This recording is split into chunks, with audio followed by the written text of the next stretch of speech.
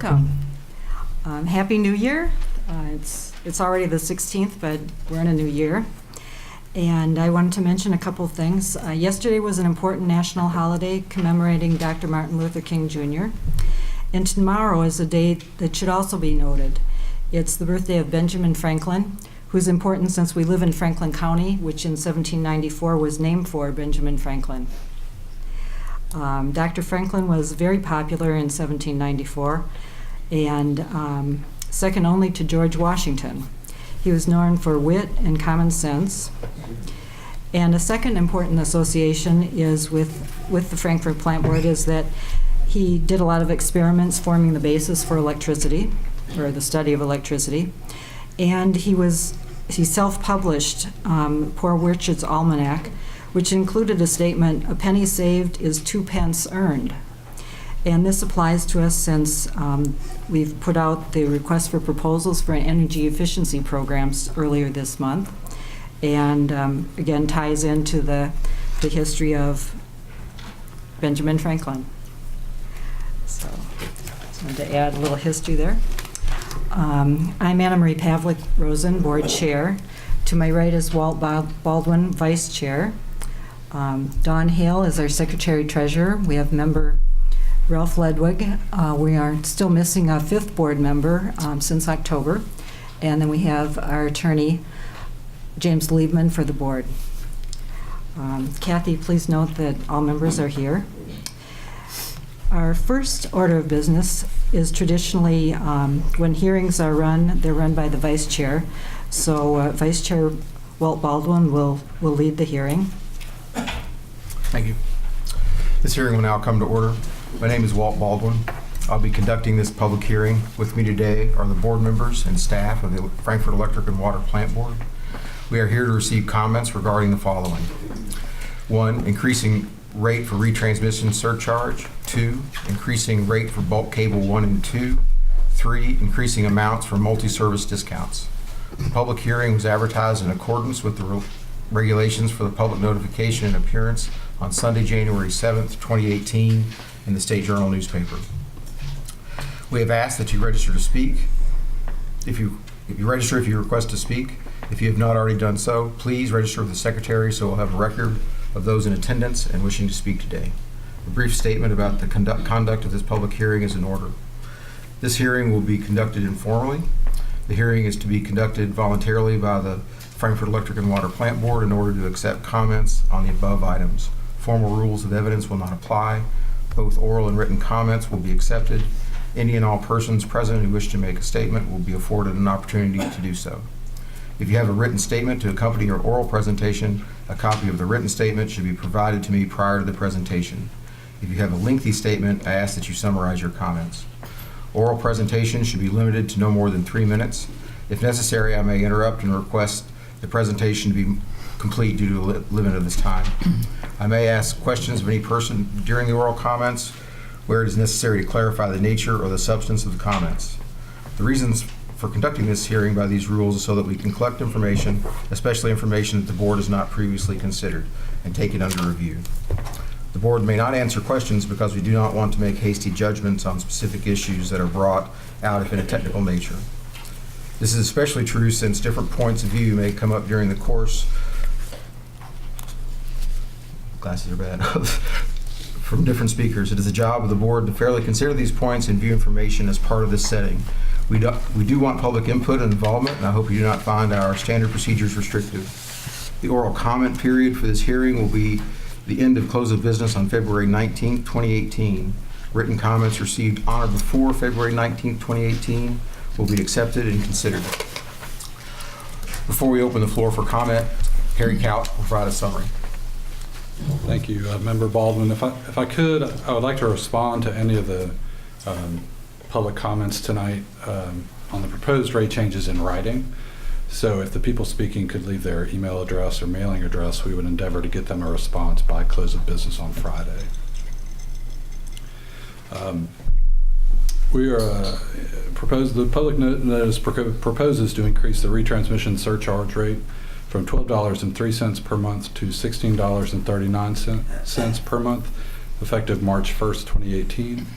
to $18 per month effective January 1st, 2019, and to $19.98 per month effective January 1st, 2020.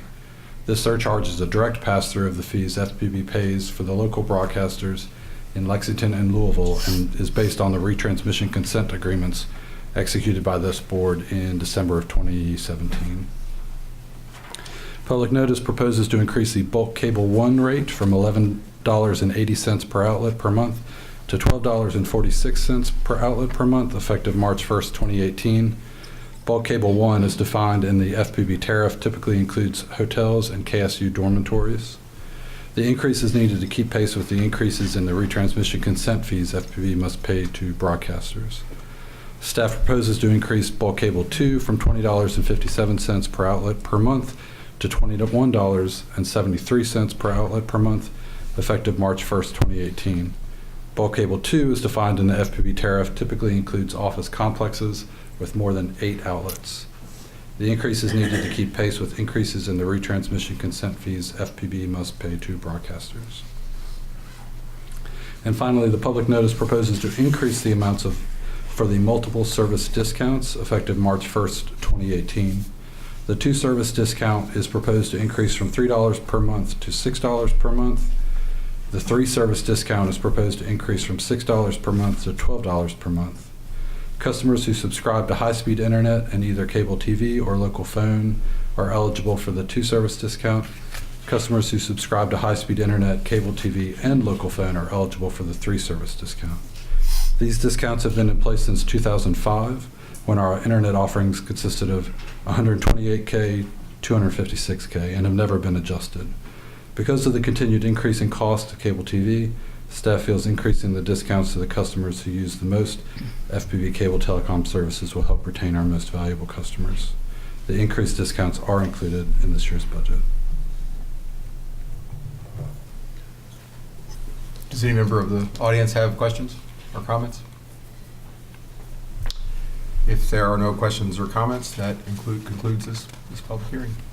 Oh, wait. Oh. You mean additional comments? Yes, yeah. I think I signed up to speak. Okay. So I just assumed, am I the only speaker? I don't have a list, so. This is part of the hearing on just the rates thing. Did you want to speak for this or for the public comments for the normal meeting? I want to speak on comments on this. Okay, please. Thanks. My name is Richard Rosen. I'm Anna Marie's husband. Anna Marie told me about the proposed new multi-service discount plan, and that's what I want to talk about. I had some suggestions. Anna Marie suggested that I go ahead and speak for myself rather than go through her. I've got 2 ideas on this subject. The first one is pretty simple. This multi-service discount plan is basically bundling phone, internet, and cable TV, which makes sense to me. But I'm wondering, and I'd like you to consider including in the bundle home security and the medical alert services. You guys offer a lot of services to the community. Why not bundle them all together? I think it'll make the plant board look better. Number 2, and this is more complicated, it's regarding the proposed new higher discounts for the multi-service discount plan. Basically what you're assuming here is that there is price elasticity. That is, if you offer a lower price, in this case a discount, that you will get more customers, or it'll help you to maintain your existing customers. And then the increased business that you gain or hold on to will result in profit dollars that will more than offset the discounts that you're offering. Okay, so that's the nature of this plan, and you might be right. I don't know. You might be right. It might be a good idea. But my concern is if you are wrong, then you have reduced revenue by $400,000 a year, according to the numbers that I've seen. And this $400,000 could be used in other ways. It could be used to improve service and thereby improve customer satisfaction. And furthermore, if you do this plan, how you even know after the fact if your plan was successful, if your plan was right or wrong. I think it's in my opinion, you're going to continue to lose phone customers. That's just the nature of the advancing technology, no matter what you do. You may also continue to lose cable customers, which I don't fully understand, but that's what I read in the papers and on the internet, is it's cable service is continuing to diminish.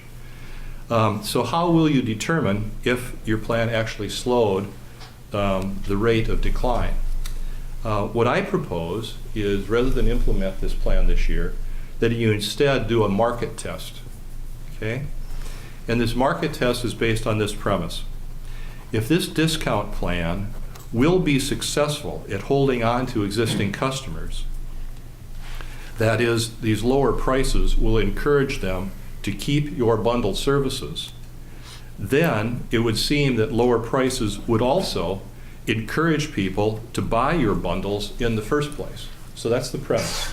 Lower prices will lead to hanging on to your existing customers, and it should also therefore allow you to gather some new customers. So if you accept this premise, which makes sense to me, here's how you would do your market test. Reach out to your existing customers that are currently only using one or two of your services, okay? And make them a one-time offer, good for the first year. What I'm proposing, and you can adjust this, modify this as you think best, but if you add one more service to your bundle, you will get a savings of $6 per month, which is $72 per year off the regular price for the first year. In other words, offer them what you're proposing. And if they add two more services, tell them they will save $12 per month, which is $144 a year off the regular price for the first year, okay? That is your market test. If a lot of people take you up on your offer, then it confirms that your plan was a good idea. And next year, you can roll it out to your entire customer base. However, if few people take you up on this offer, then it would indicate that your plan was flawed, that it was not maybe such a good idea, and you will then therefore have saved the plant board $400,000 per year, which you can use in other ways. That's what I would like for you to think about. Thank you. Are there any more comments from the public? Does the board have any comments or questions? Can we ask him a question? Would you like to answer a question, Richard? I may have missed you saying it when because I was writing what you're talking about. I understand your market test to see if we gain customers. Yes. But if we don't increase it, then how do we know that we aren't losing customers by not giving them an increased discount? How we're not losing existing customers? Yeah, because... Okay, Dawn, this goes back to the premise. I said you have to accept the premise, and if you don't accept the premise, that's your option. But the premise that makes sense to me is, if this discount plan that you're proposing is going to be successful at holding on to existing customers, okay, that is, people out there, when they're offered lower prices, they will continue to keep your services, then it seems that if they're offered lower prices, they're also going to be more likely to buy your services in the first place. But to me, the increase in the customer discount sort of balances the increase in the cable rate. And so people could decide that, the cable's going up the $4 or whatever, so I'm going to cut a service. But if they get that $12, $6 savings, then that they could decide that, well, I got this savings, it offsets the increase in the cable rate. I understand what you're saying. I think that's a valid point. I could give you a different point of view, but I don't want to get into a debate on this subject. But I understand what you're saying, Dawn, and there's validity to what you're saying. Yeah, I just was thinking of, I think your idea is a really good way to see if we increase customers, but I don't then see the counterpart of knowing that we aren't going to lose customers through the increase, but not. I understand, but the problem that I see is if you offer this to all of your existing customers, Right. you've just given up $400,000 Right. of revenue. And what will you have to show for it? I don't know, even a year from now, you may not know if you have anything to show for it because it's going to be hard to measure. Right. And so I just think an indirect way to test the premise is to do this market test, see if lower prices can get you additional customers. Then that, if that's successful, then I think the plan was a good idea and go ahead and implement it. But I think it may not be such a good idea. Okay. Thanks. Mhm. Any further questions from the board? So I would remind the viewing audience that comments can be received in writing up until February 19, 2018. And with that, if there's no more comments, that concludes this public hearing. Can I just give these to this gentleman? Please. back here? Okay. Moving on to action, or to item number 2. Consider approving renewal of FPB's insurance policies in the amount of $769,943.32. Hans Price and Paul Walton Ward will discuss. Yes, ma'am. Each year, the plant board renews our various coverages for our insurance. These types of coverages are listed in the detail section and include all but our pollution and workers' comp coverages. The total premiums decreased by 0.4% over last year. Staff recommends renewal of the policy. Charlie Hamilton is with us this evening to answer any questions. No, Ms. Hale had some questions we answered earlier and got those taken care of. So if anybody else has particular questions, we can address those. I think one question I had from the agenda meeting was how many cars do we have, or that there was a change in the number of vehicles? I shouldn't call them cars. Addition of 3 vehicles. Oh, was it in here?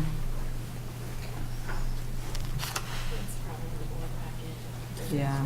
Yeah, it's on page 4 In the digest. in the executive digest, the 3rd paragraph. Yeah, I'm afraid my iPad, it needed to have an update on my user ID, which it sent the answer to my computer at home, so I don't have that detail. No problem. We, as you know, do budget all those new capital additions for the year, and it's a matter of timing. You could have sold a vehicle right before the premium, renewed last year, picked it up this year, so all the capital vehicle purchases are as budgeted and planned. So. Okay, thank you.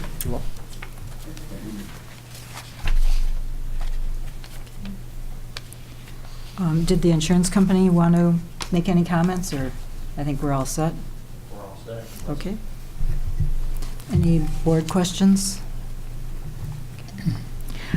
I guess I just have one still.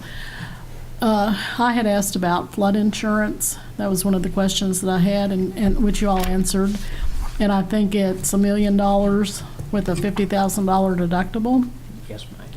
So in worst case scenario, in another 1978 type flood, when the water treatment plant may be flooded or some of that, or I don't know, but I mean, if it was, would that $1 million cover the damage that could be done in a major flood if that area was flooded?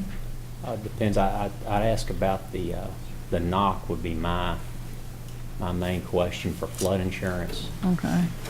and whether $1 million would, I mean, you can always have more, but the question with 19, I mean, we've got a flood wall now down Right. there, obviously. Yeah. So the question for the board, would you, if we want more coverage, we can have that, of course, but it's balancing that deductible and the premium, the deductible and the amount against the premium that we would like to pay for that. I mean, I don't want to say it's it's fairly remote type of a Right. risk, so that's why. But we could look at that if you'd like us to. No, I'm good enough with it this Okay. year. Is there a motion? I'll move that we renew FPB's insurance policies in the amount of $769,943. A second. Second. All in favor? Aye. Aye. Motion passed.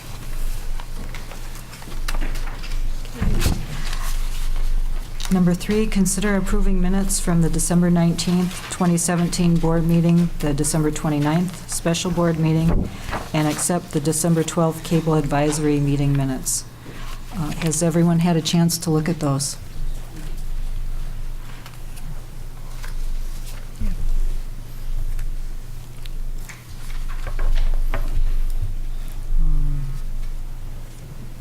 Is there a motion to accept them or approve the board minutes and accept the cable minutes?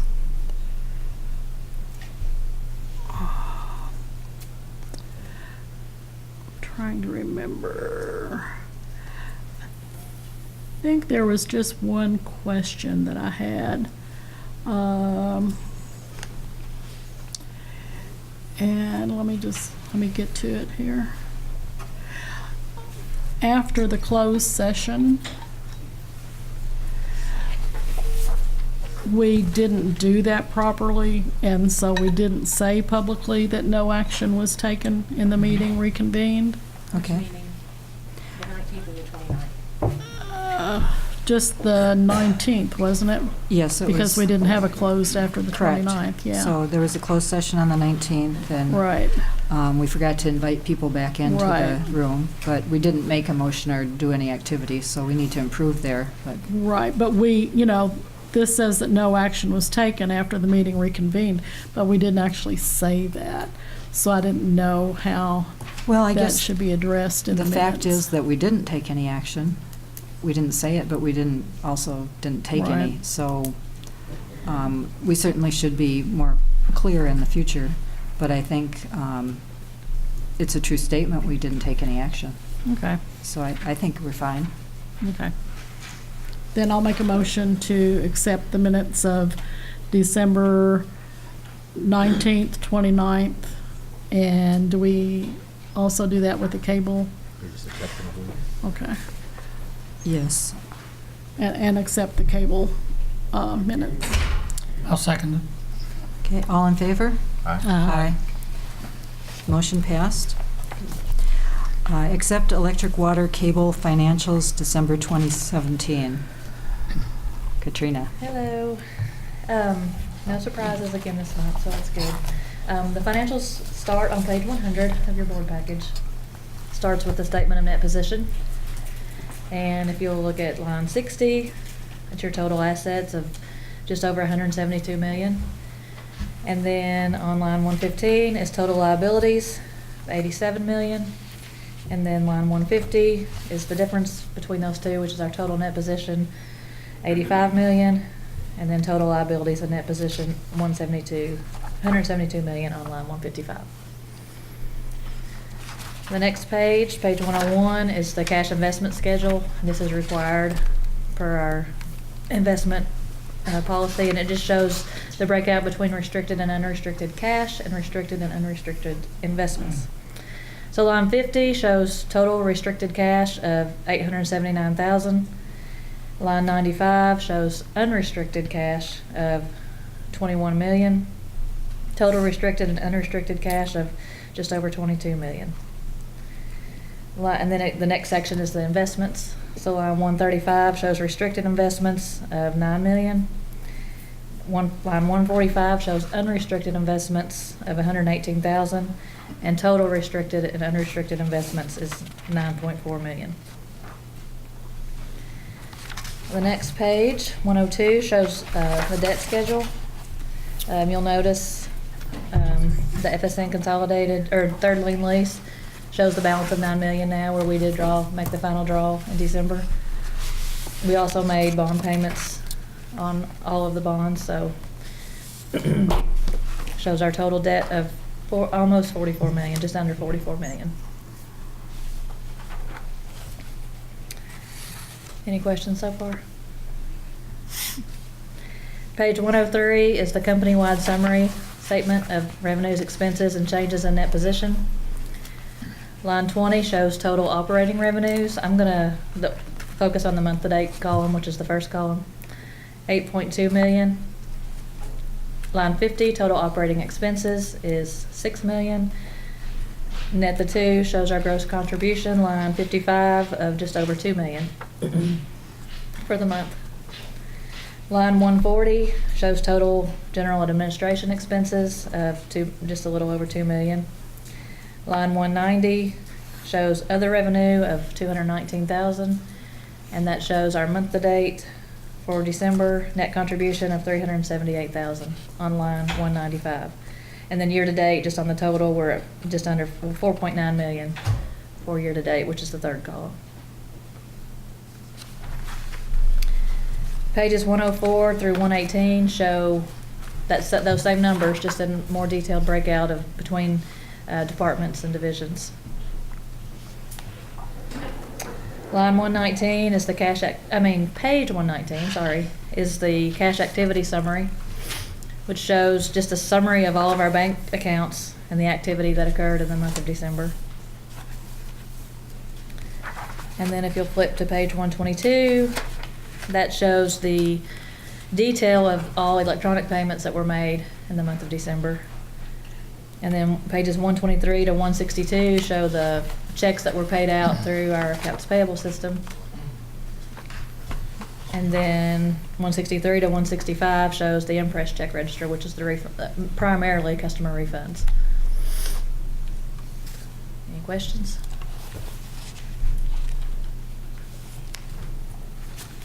Looks good, thank you.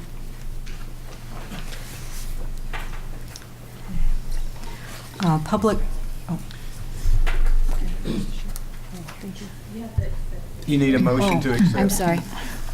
Is there a motion to accept the financials? So moved. All in favor? Need a second? Oh, I'm sorry, second? Second, I'll second. Second. So we have motion by Walt and second by Yeah, I second. Mr. Ludwig. Thank you. All in favor? Aye. Aye. Motion carried. Public comment period. Do we have anyone who would like to make general public comment?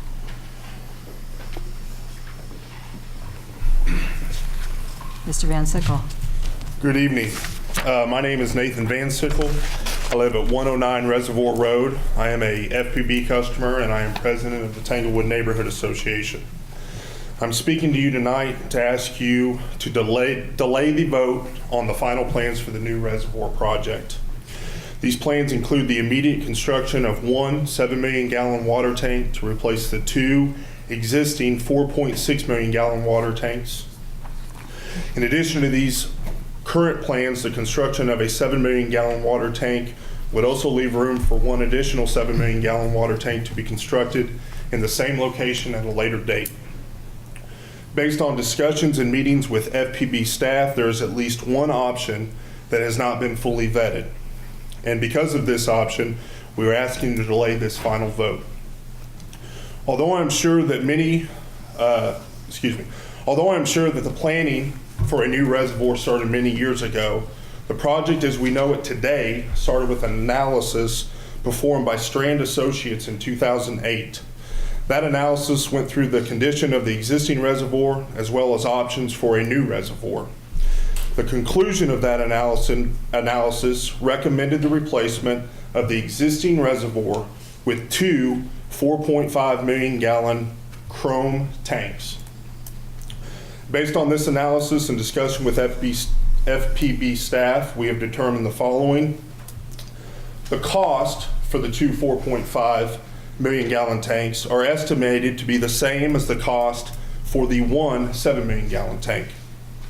Since the construction cost is estimated to be the same, there will be no additional cost for FPB ratepayers, and the FPB would be getting 2 million additional gallons of water. Therefore, the price per cubic foot would be less at this time. The 2 million additional gallons of water would also extend the number of years in which the new reservoir would meet the water usage needs for the community. The diameter of the 4.5 million gallon tanks is estimated at 150 feet, in comparison to the 185 feet of the 7 million gallon tank. The smaller diameter would allow the Hay Avenue side to include a berm, as does the current reservoir, drastically reducing the visual impact of the new reservoir. Based on this information, it is hard to understand why the two 4.5 million gallon tanks are not a better option for the entire community and not just for the Tanglewood subdivision. Thank you. Does anyone else have a comment? Oh, thank you. Sorry, I was a little late arriving. Had to pick my mother-in-law up from the hospital. My name is David Hecker. I live at 50 Lawrence Street. It's in the county. I've been a plant board customer in some form or fashion for, say, going on about 30 years. I currently have electric, cable, telephone, and internet as my services and plan to keep them.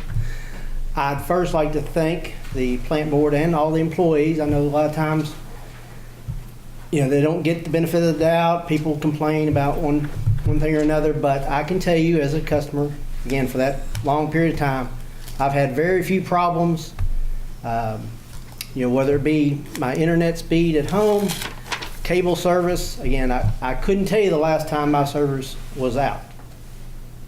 I just wanted to say that, started out first. I also like to thank the plant board for all the local programming that you do, the sports, the Christmas parade, again, all the different specials. My only complaint in that area is that I've noticed for some reason, I'm not sure if it's a capacity issue or what, but I've got the video on demand, set-top box, but I found that the programs aren't out there for very long, so I usually have to record them if it's something I want to kind of come back and watch. That's my only complaint. It's very small, nitpick. I do want to give my support for the KyMEA contract. Again, I've kind of picked up pieces here and there. I've seen different board reports, videos, information from the State Journal, and I guess from my gut, I've got to go with I trust the management and staff of the plant board, their recommendation to accept the KyMEA contract. I understand about the coal issue, but I do think that from the way I see the KyMEA contract, that the power supply will kind of be, coal will be phased out to some degree over that 10-year period. My other reason for support of the KyMEA contract is the savings that are supposed to come from that. Now, I don't know if it was the $8 million figure that included the SEPA stuff, or if it was $8 million and then SEPA was added or extra to that. But even if it's the $8 million savings over the 10-year period, I guess in order to kind of compromise is, could that $8 million not be used to, because the way I understand it, I don't think it's going to be used initially anyway for rate reduction, is my understanding.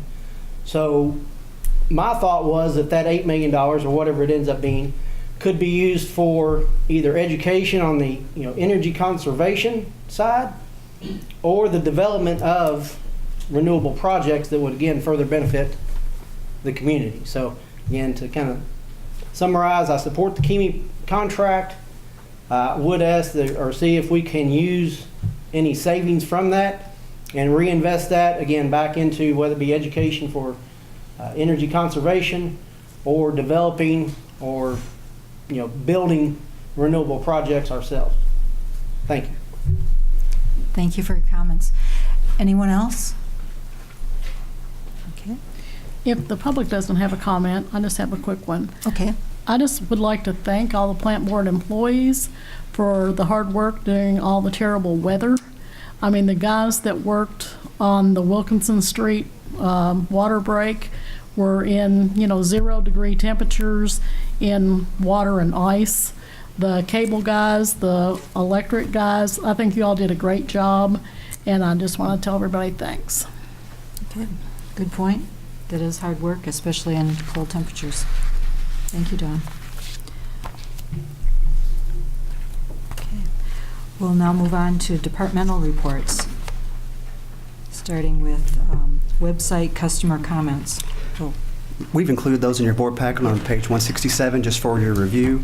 I do have an item with our public information coordinator, Kathy Lindsay. Didn't specifically have it listed, but she's going to talk a little bit about some of the things, exciting things going on and with us Water and how it project? relates to what she does. okay. Very exciting. How y'all doing tonight? I'm glad everybody got to come out in this weather. We were happy to have a crowd here. I do want to talk about a couple of exciting things we have going on. One of them has been an ongoing project, and the second one is something for this year. Back in the summer, we had a presentation from Kelly Deering-Smith from Louisville Water. Her presentation was on how they market their water, which is Louisville Pure Tap. And we decided that's something that we wanted to do. They've been doing it. They've had their marketing campaign for more than 20 years and have had a lot of success with it.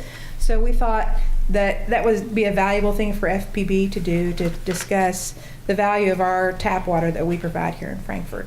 So we set out on our little journey, put together a water squad in July, and that consists of employees who represent the water treatment plant, water distribution, and water engineering.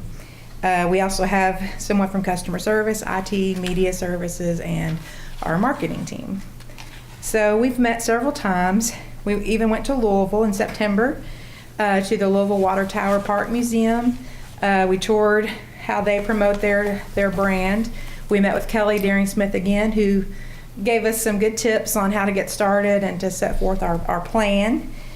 So in October, we launched our water naming contest among our employees from October 11th through the 27th, and we received 114 entries of possible names for our water, which we were very excited to have that many entries, and they were all really good. Our water squad reviewed the entries in November, and we narrowed it down to the top 10. And from there, we did an in-house online search to make sure that those names were usable. We pulled 2 of them because they were already being used. So last month, we put out actually it was earlier this month, the first week in January, we presented the top 8 names to employees in order for them to cast their ballots for their top choices. We had 80 responses, and the winner is Frankfort on Tap, which was submitted by Susan Russell. So we're very happy for that, and we feel like this name properly represents our precious local source tap water here in Frankfort. So we're excited about it, and after an initial check with the U.S. Patent and Trademark Office, we have learned the name is available for trademark. So we're in that process. Our media specialist, Nathan Penrod, has created about 8 logos or marks, and the water department managers are meeting this week to review those.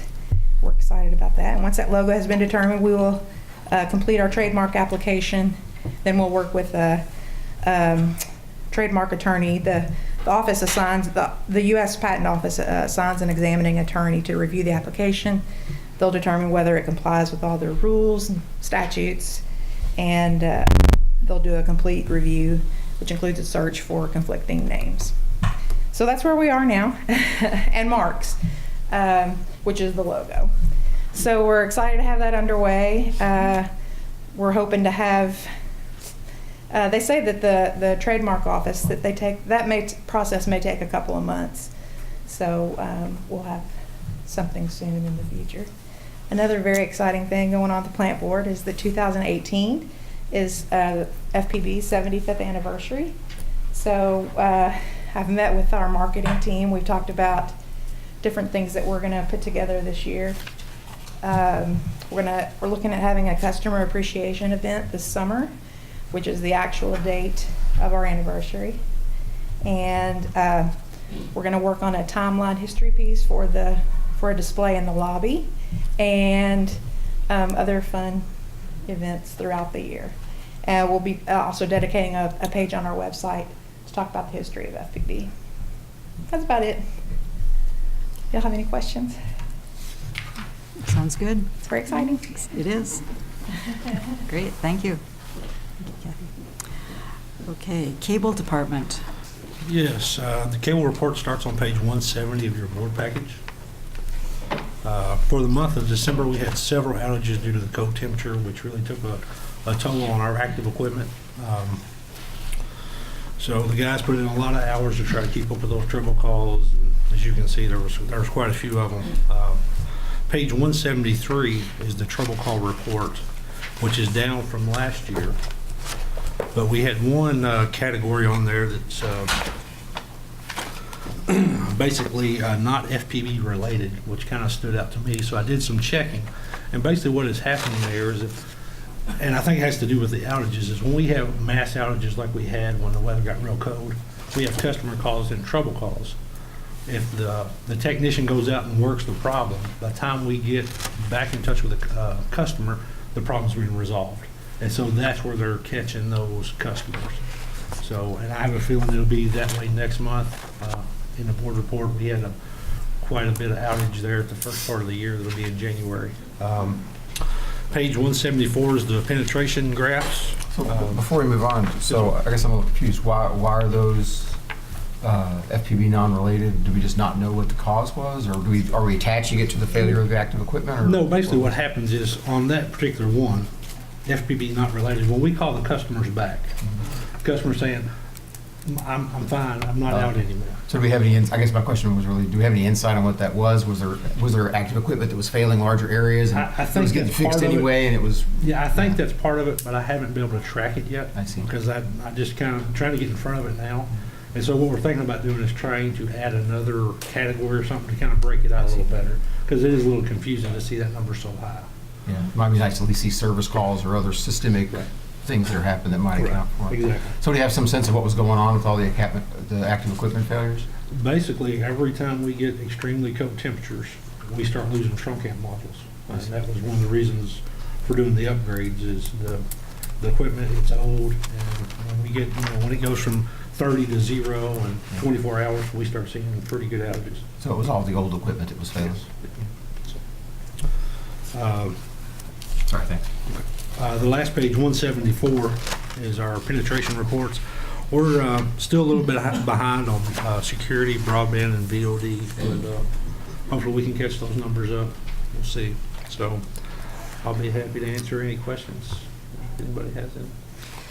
When you mentioned we're a little bit behind on those, does that mean you haven't identified the problem, or I'm not sure what you meant? I mean, we're just basically, broadband, we're about according to the numbers, we're about 323 subscribers behind for this month in time. So we're still looking at that. I mean, it's budgeted numbers, so maybe we'll pick up more. I don't know. Okay. Security, we're 60 behind.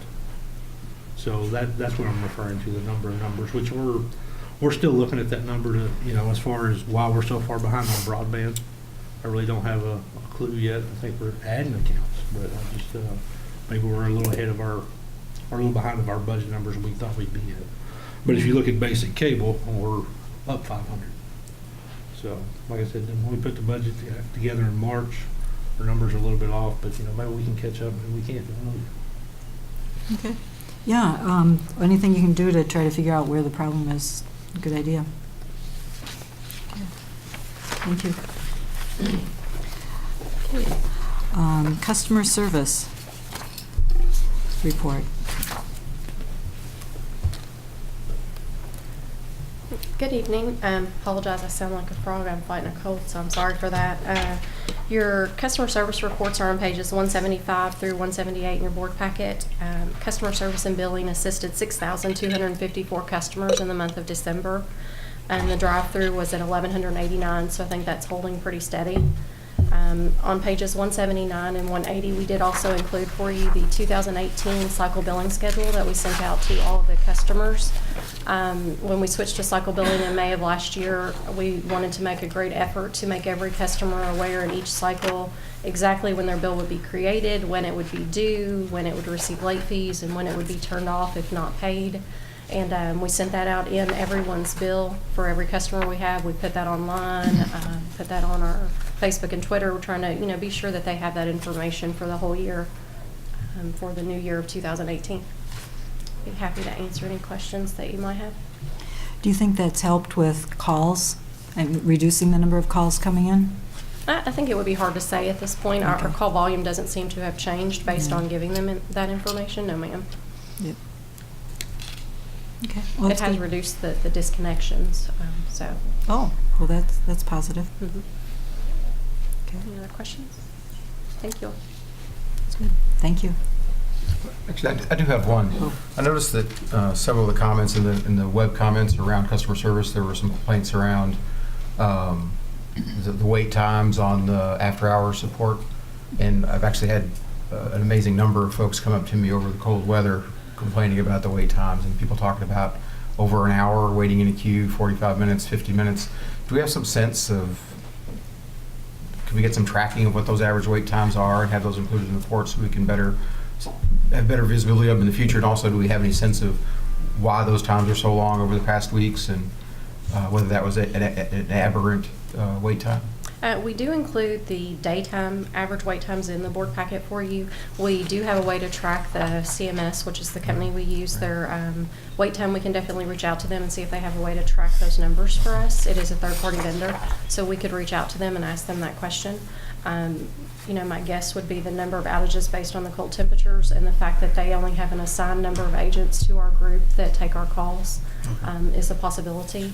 Myself and upper management have met twice, once a week since the beginning of the year to review our after hours and how we would better process those. So. Okay. Well, we can start including that information. That'd be great. Mm-hmm. I can reach out to them and ask them if they have that available. All right. Okay. Thank you. Yes, as you turn to page 181, you will see that for our SAIDI number, we're at 21.852. Remember, that is a 12-month average now. Page 182, page 182, you have your pie chart in front of you. It shows the percentages of each outage cause. If you go to page 183, you actually see the total number of counts for each one of those percentages. You can see at the bottom of that page, we had a total of 17 outages for the month of December. And page 184, you will see your top 10 outages and see the total customers affected for the month of December was 70. I'll be happy to answer any questions you may have.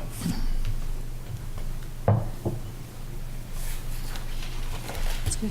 Thank you. So we'll be covering SEPA later.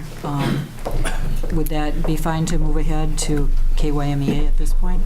Or if you'd like to. I mean, most of the stuff, if you had questions, I think it would be better to handle those then. I mean, I can briefly tell you for the month of November, which is our last reconciliation of the SEPA power purchases and credits, on page 186, we were $21,868 in the red. And the annual to this point is $21,214 in the hole. And then, of course, 187 gives you your 20-year total of how SEPA has worked out for us. Again, we are still $10 million in the black overall the 20-year period. But certainly, a lot of questions I think you might have would be best served with that presentation in a few minutes. Thank you. And would part of the problem be that there's less need for the energy in the wintertime? Or maybe that's not a factor? With part of the problem while it's red, why it's in the red this year, is that what you're asking specifically? Yeah, well, I was thinking currently in the winter, there's maybe not as heavy of a need for electricity generated. Well, Brian, you could correct me if I'm wrong, but I believe some of that, when you get this time of year, is they don't operate the dams as much, do they, at this particular period, or is that? Usually December, January, February, fairly strong water demand months for generation. Okay, thank you, and we'll get into it more in the next portion. Thanks. Okay. KyMEA? Do we have a report on that, or? We have some news for our customer owners and those here tonight. We have the January 2018 meeting will be held on January 25th, and it will be held here in Frankfort. So it's an opportunity for anyone that wants to, those are public meetings. Tend to be closed sessions like we have and other government agencies have. So that will be 11 Eastern, 10 Central here in this room on January the 25th. The CEO has been hired for KyMEA and started on January 1st. His name is Doug Baresh. He will be here. And so I know Monday we traveled and met with a few of the executive committee members. I know Ms. Rosen was able to meet with him. So I just wanted to mention that process is underway. I'm very impressed with Mr. Baresh, and I think he is going to working to get the organization up and going. As I had forwarded to you all in an email, some of the work items that that the board is talking to him about getting off the ground. It is a startup organization, so he has a lot of work to do, but that is exciting. Also, we are here tonight. I just wanted to bring up and see if there's anything that the board would like me to communicate to KyMEA while we're here in a public meeting and talk about it. If there's anything the board has that they'd like me to communicate to KyMEA. I have one thing. I know it was actually a year ago that that KyMEA put together the request for proposals for energy, renewable energy, and that for renewable it was broken into two parts: community solar and general renewable at a higher level. And then that request for proposal ended in April. They studied it and made a presentation here in October 17th. And there was no conclusion to that as to when they would recommend various projects. Have you heard anything? Is there any focus on those renewable proposals? Let me get back with you. As you know, I was appointed to the KyMEA board. My first meeting was in December. So to make sure I get all everything straight, I'd like just to provide that to you. I'll reach out to you or provide just a written update to the board on where we are with those. That'd be good, since it's a year since that project has started, and it would seem that they would maybe have filtered down to maybe the three most promising looking contracts and maybe a recommendation of which ones would be good to follow up on. Do you mind if I- Absolutely, Brian. Sure. Go ahead. As you know, I've worked with the group since worked with the group since '94. But as far as the renewable RFP, that screening has been completed. They did narrow it down to the top 2 or 3 providers, if you will, proposers. And we are currently in negotiation with the least cost proposal. There will be an update of that process at the next board meeting. Okay, on the along with 25th. the other resources. There's another RFP, if you recall. For combined cycle? Combined cycle. There'll be an update on that one as well. Okay. But we are in negotiations on both of those RFPs with the finalists. Okay, and in the renewable, would it be the 2 different areas? Both the community solar and the selected developer is willing to work with both kinds of projects. A, being a utility scale large project, or B, a smaller community-owned project. The however part is you're fully aware, the larger utility scales have better economics. Okay. Sounds good. Thank you. That'll be interesting to hear about more detail. Yeah, thank you, Dave. I'm glad to hear Mr. Baresh is on board. Yeah. Making good progress. Yes, sir. He's excited, and the goal is to bring more on as staff is added to KyMEA and begin to build the organization. And one thing that also came up in the meeting that I was able to attend with you, thank you, was the location of the new office. And I read through the contract. I believe it was the final contract with David Baresh, and it doesn't, Doug Baresh. It doesn't say in that contract that he will be selecting the location, which I was under the impression that was. I know in the interlocal agreement it mentioned the office in Louisville, and also I know in KyMEA's response to the board on those 11 items that the board requested to be addressed, mentioned that the CEO would choose the location. I know verbally he's expressed that Louisville would be his choice for the home office. There have been other members of KyMEA that have offered office space. just like we have. And I think the general decision is that having the office in a neutral city is the way that they would like to go. So, Was there ever an actual vote? it was always the CEO was going to choose which, which town KYMEA's offices were headquartered. So that is the choice of the CEO. Okay, but it's not actually in the contract? Or not that I saw? I know that's the structure, is that the CEO will choose the location. So that's, as that was expressed in the review and the comments back from KYMEA to Frankfort Plant Board as well. You have other cities that would like to have the office in their hometown as well, and I think Doug's gone with the neutral location as his choice, so I respect that. I guess my concern is that it's essentially money from rural areas or areas that aren't as prosperous large cities, and we're taking the community's money and putting it into a stellar city. Whereas, growth could happen in other areas outside of Louisville, which we're not helping to promote. I think there's a couple of things. One of them is the talent pool that you need to draw from. I think Louisville was looking at where you get individuals to come work for KYMEA. Louisville's very attractive there. You have the airports that you have quick access travel-wise is one thing as well. You also have a number of energy firms and consulting, LG&E, KU there as well. So there's several different ideas.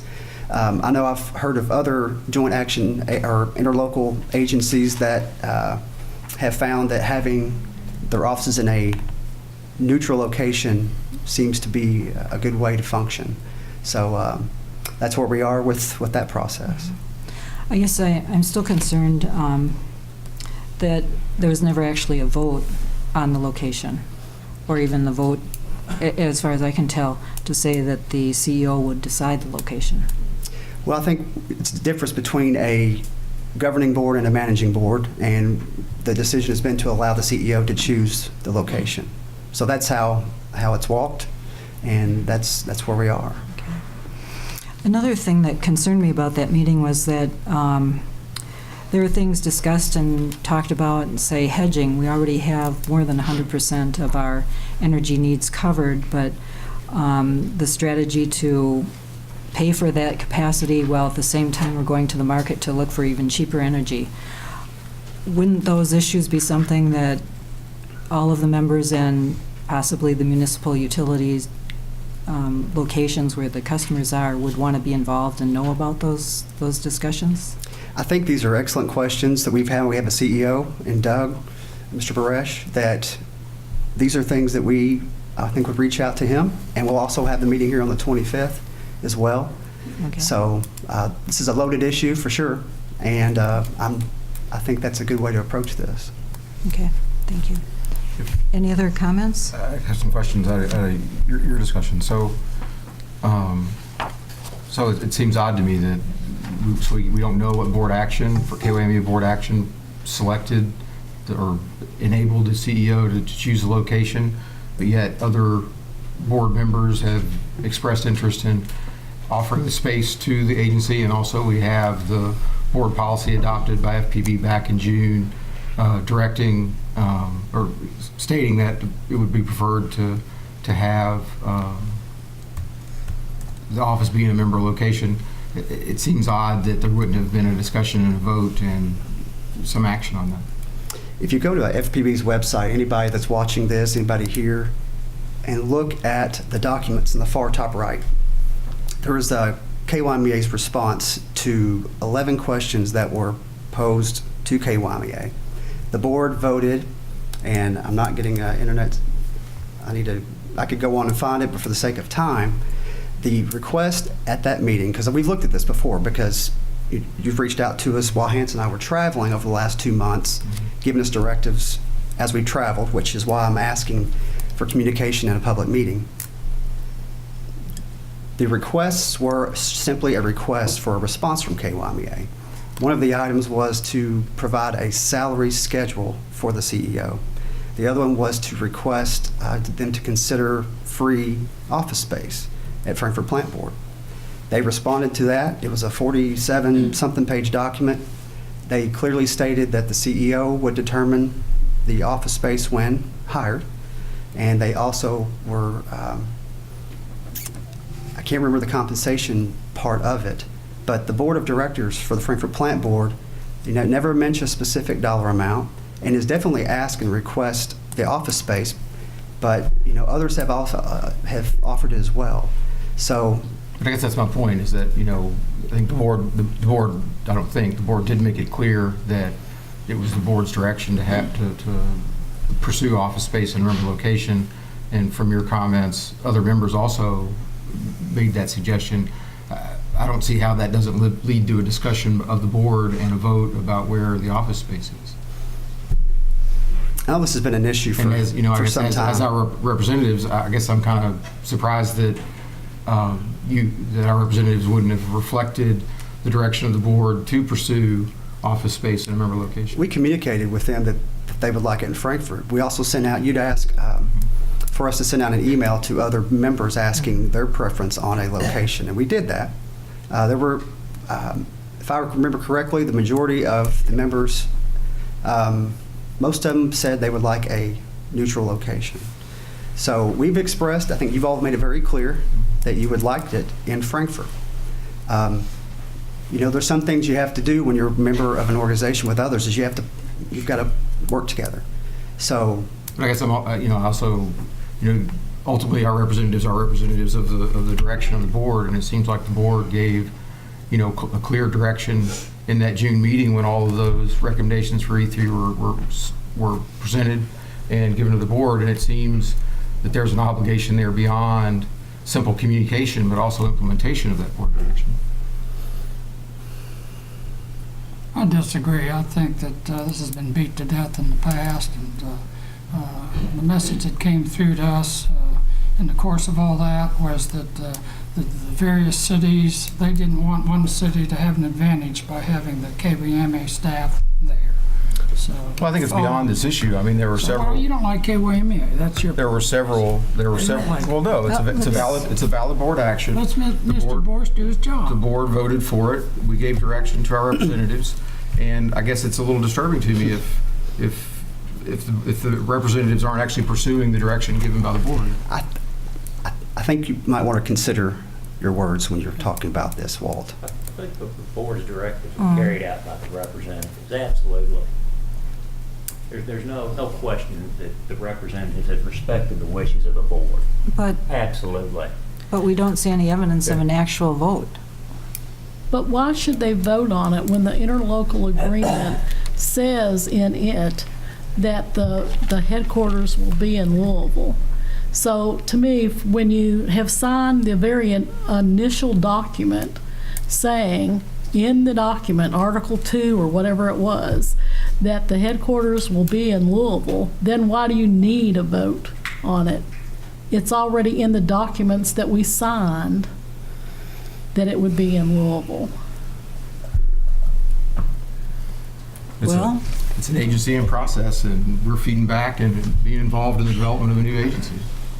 The board members can be the representative if they would like.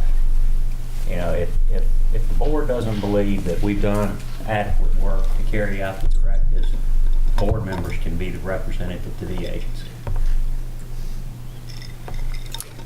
Just for full disclosure, we were riding in the car 8:30 in the morning on November the 15th, and we had a closed door session the night before, and we asked for general direction on salary ranges, and no votes were taken, but I got a general sense of where I felt people were comfortable. The next morning, I get a call and I get email from Mr. Baldwin, a call from Ms. Rosen, basically saying, you need to go back and look at what happened in June. So as we're driving, I'm researching, I'm calling, I'm getting minutes, I'm getting emails. Saying the exact opposite of what we were told the day before. the very day before. But, well, we had a closed-door session. I know what I But we did heard. not have a motion. There was no motion. I know what I heard, I know what this gentleman But we heard. agreed, Anna Marie, in that meeting. But you can't We take were all- no action in a closed session. Yeah, but we goofed by not going into open session. We wouldn't, But it wouldn't have was been possible known- to. It was a special meeting. It was it was also a work session with no voting involved. No, that wasn't a work session. Yes, it was. No, it was not. It was the 14th of November work session. It was a special board meeting. But it was not a work session. It was it may have been a special meeting, but it was not a work session. It was the attempt at having a working meeting, a work session, rather than an agenda meeting. You know, I kind of thought this night was coming because the last email you wrote, it was in December when we were traveling. We had a meeting the night before and we were traveling. And you wrote in the David Denton and Hans Price. It was very a legal written word. And I thought, you know, this is going to rear its head somewhere. And I guess this is where we are tonight. I believe I copied the board members. If you did, that's great. Okay, But I think I did. we know what we heard. We've acted in good faith. I've got information to show that. The June meeting was simply a request. The board voted to send the request for a response to KyMEA. They never voted on office space. They never voted on a particular salary. I have to say, it makes me very uncomfortable that you send Hans off to these meetings and you're holding a report that we've never seen. I don't have all the information to be able to make sure I'm making the best decisions. Well, I don't think I would act any differently, but it sure would be nice. There is a legal review report that is out. And you send me off, you send Hans off without having all the information. What if there's something that I should know and I act one way when I would have acted differently had I had all the information? Well, let me clarify a couple things. First, There's a $50,000 legal report that I've not seen as a lawyer that I'd be curious to see going to these meetings so I can talk to him. That as far as we know, nobody's ever looked at. okay, I think we've brought in another topic there, but It's valid. It's It's a related valid topic. well, I think we Certainly off topic from where we are we now. should finish the first issue and then go on to the second issue. I don't have any more comment to make on the office space. Okay. Well, I just wanted to clarify one thing. Going back to the meeting minutes of the June meeting, where we discussed different things, and I believe that Scott Green and also member Ralph Ledrick brought up, is this just a request or is this a motion? And we said, this is a motion, this is a serious request. And in talking to our attorney, Mr. Liebman, he mentioned whether you say request or demand, if it is a motion, it is the same thing. Would you like to clarify that, Mr. Liebman? What you said was accurate. Okay, so whether we word it as a request or if we word it as demanding, you have to do this immediately kind of emphasis. A motion says do these things. And so it was a motion from June that in December, we're wondering where are these things going? We're about to hire someone under, where our emphasis, was it taken into consideration, was the question. KyMEA made a detailed response to us. In any event, we're getting bogged down. I think we need to move on the agenda. I would add one other comment to it, is that, getting back to the special meeting and the way that particular item was presented, it was, added, late, the board wasn't aware of it, and given the nature of the fact that it was a special meeting and that information was presented to us in that nature with the requirement for having, our representatives to act the next day, there was no other decision to make, and there was no decision there, not to mention the fact that, given the fact that it was a special meeting, we had no way to actually act as a board, and we had standing direction from the board from an open session. And it's disturbing to me that we feel like the discussion in a closed session can override a valid action of the board by vote in a previous meeting. I would encourage the public to go out and watch the video from the June meeting and watch how that went. And to go out onto our website and to read the response that KyMEA gave to the questions that were submitted by this board. And see what you for yourself, because we have acted completely good faith. And I'm really disappointed in how you all are handling this very much. And you know what? Maybe we need to change in the directors and alternate director, and maybe the board would like to serve. Because if you're going to put us in a position and then come and criticize us in public, I think we might need to just go ahead and make that action tonight. Because I'm not going to get in a car and go again and just looking over my shoulder, waiting for a gotcha. And that's what's going on. Well, I think there was some unfortunate timing there in that our meeting was the day or 2 days before the KyMEA meeting. But I'd like to point out the frustration from the board side that we have a motion for specific things and they aren't even brought to a vote in the KyMEA meeting, not that we can determine. It's not the frustration of the board, it's the frustration of you and Walt. Well, that motion that we're asking about, was it carried out, was moved by the majority of the board. We've absolutely carried out the desires of the board. The representatives have effectively represented the board at KyMEA. I mean, to say otherwise is just nonsense. David wrote an excellent response about what the June, all this stuff about the June meeting. We looked at the minutes before we went down there. I'd respectfully disagree with Mr. Liebman about what's a motion, what's action. I mean, it's just nonsense to say that the staff hasn't done its job. Again, let's move on with the agenda, please. I'm not going to get into it. I'd like the board to consider, if this is going to be the way it works, to consider appointing new director, alternate director. And I don't think you're going to find any staff member that's going to do it, so it's going to have to be a board member. Okay. Well, I don't want to do that tonight. Okay, well, David asked us to consider that, so I would think that we could consider it until the next meeting. So, thank you, and the next KyMEA meeting will be here in Frankfort on the 25th, so we have that. What was that time again? It is 11 Eastern, 10 Central. So right here in this room. I just got a new computer and I found out it was operating on California time. So Yep. I finally figured out how to get on Frankfurt time. Okay. Thank you. We'll move on to safety.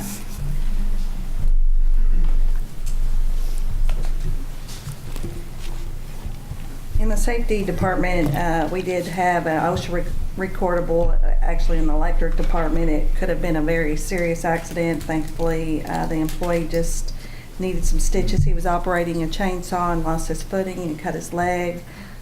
He returned to work the following day, but then subsequently needed some restricted duty. So that was an OSHA recordable. There were no vehicle accidents.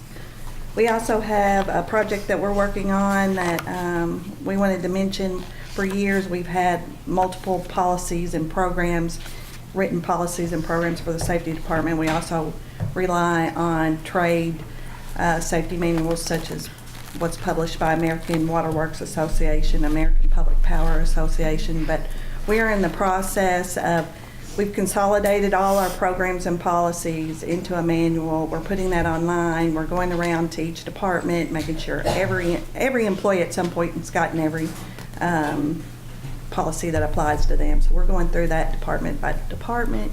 It's going to take us a while, but that is a big project that the safety department's got going on. So, are there any questions? Thank you. Thank you. Okay, water distribution.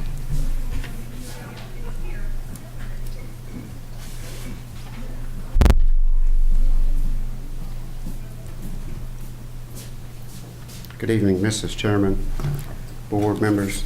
Water distribution reports on page 191 through 193.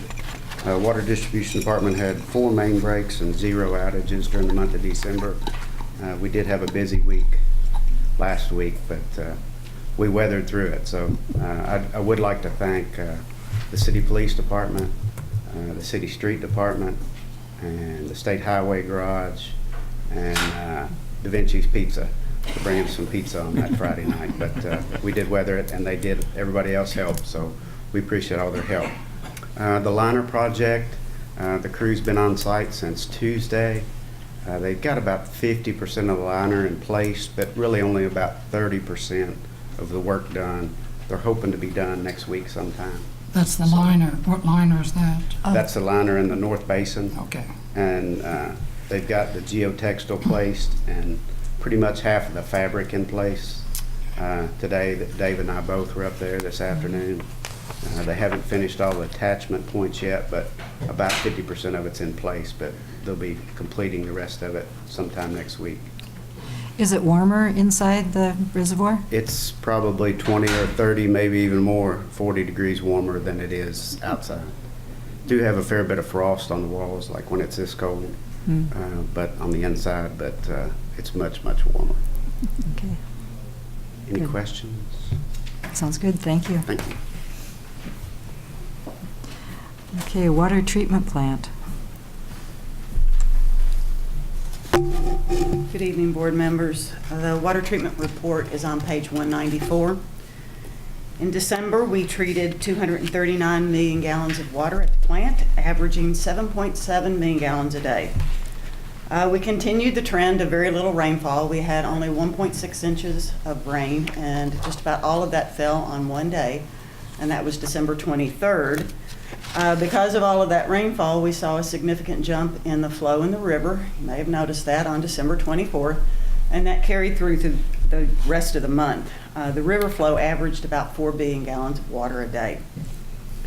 To give you an idea of calendar year 2017 production, at the plant we treated just over 3 billion gallons of water for the year, and we averaged a treatment daily capacity of 8.5 million gallons a day. And to give you a little bit of an update on our status with our raw water pump that we removed just prior to Christmas, I think it was the week before Christmas. That pump has been transported to Plot's Machinery in Cleveland, and we just received a report today late that staff is assessing as to the condition of that particular pump and what we're going to have to do the rehabilitation. The replacement pump has been set, and we are just waiting for the contractor and the machine shop to come back down and finish that installation. So, is there any questions? Is that one of the low service pumps down the river? Yes, one of the raw water pumps. Sounds good. 3 of them, right? We still have 2. Yes.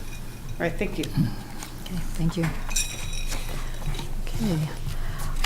Action item, consider award of bid 1649 for pad-mounted transformer to Cape Electrical in the amount of $69,341 and WIG transformers and to the amount of $29,283. Mark Redmond will cover. Staff prepared a bid invitation for pad mount transformers. The invitation was sent to 8 vendors. We had 8 responses. After reviewing the bids, staff recommends awarding the following as they are the low bidders that meet specifications in the bid. Items 1 would be 2 750 kVA transformers for $19,165 each. Item 3 is a 1,000 kVA transformer for $19,325. And number 4, one 500 kVA transformer for $11,686 to Cape Electric. And then item 2 is one 2,000 kVA transformer in the amount of $29,283 to WEG transformers. These transformers are basically being used just to take back up some transformers that we use for some depleting inventory levels. I move we award bid 1649 for pad-mounted transformers to Cape Electric in the amount of $69,341 and WEG transformers in the amount of $29,283. I'll second it. Any discussion? All in favor? Aye. Motion pass, or anyone? Motion pass. Okay, action item, consider approval of the Reed Smith invoice 2982811 dated November 30th, amount of $14,612. The Reed Smith invoice 2992055 dated December 29th, 2017, in the amount of $35,514, a total of $50,126.45. I know that Mr. Baldwin wanted to make comments on this. Thanks. A written statement I'll read. This agenda item is another example of a disturbing effort by the interim GM, staff council, and at least one other board member to undermine valid board action. Over the past several months, apparently driven by their disagreement with the vote to hire independent counsel to assess the KyMEA contract, this group has worked to undermine board authority and use improper and ethically questionable tactics to try to alter an action they disagree with. Examples of this activity include what I believe to be an insufficiently called and improperly noticed special meeting held on December 29th, misrepresentations to the board members, and an unauthorized expenditure by at least one other board member.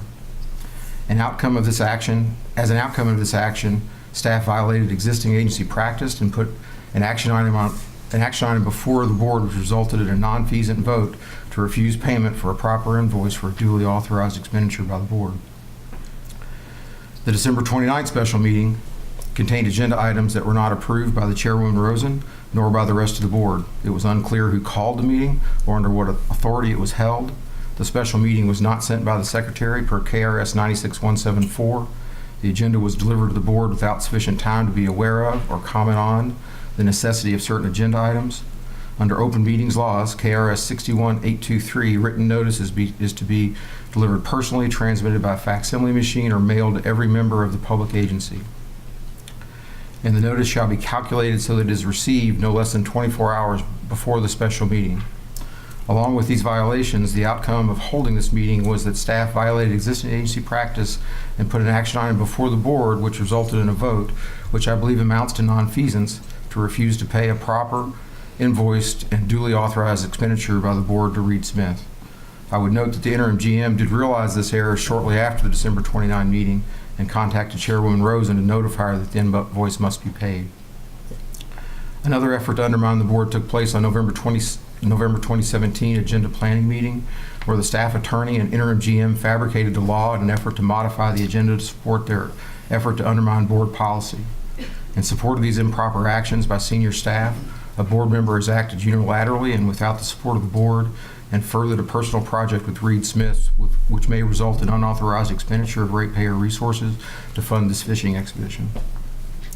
This latest effort to undermine the board authority and cause unnecessary chaos and rifts in an already contentious atmosphere were in the misleading and inaccurate articles published by the State Journal. Initially, the board attorney and I were tasked with coordinating and communicating with Reed Smith, as it has been done on past efforts. It's my understanding from consultation with Reed Smith and our board attorney that due to the nature of our contract with Reed Smith, the contents of those communications and draft reports produced by Reed Smith are attorney-client privilege and constitute a work product which is to be kept private between the board as the client and Reed Smith, our consulting attorneys in this matter.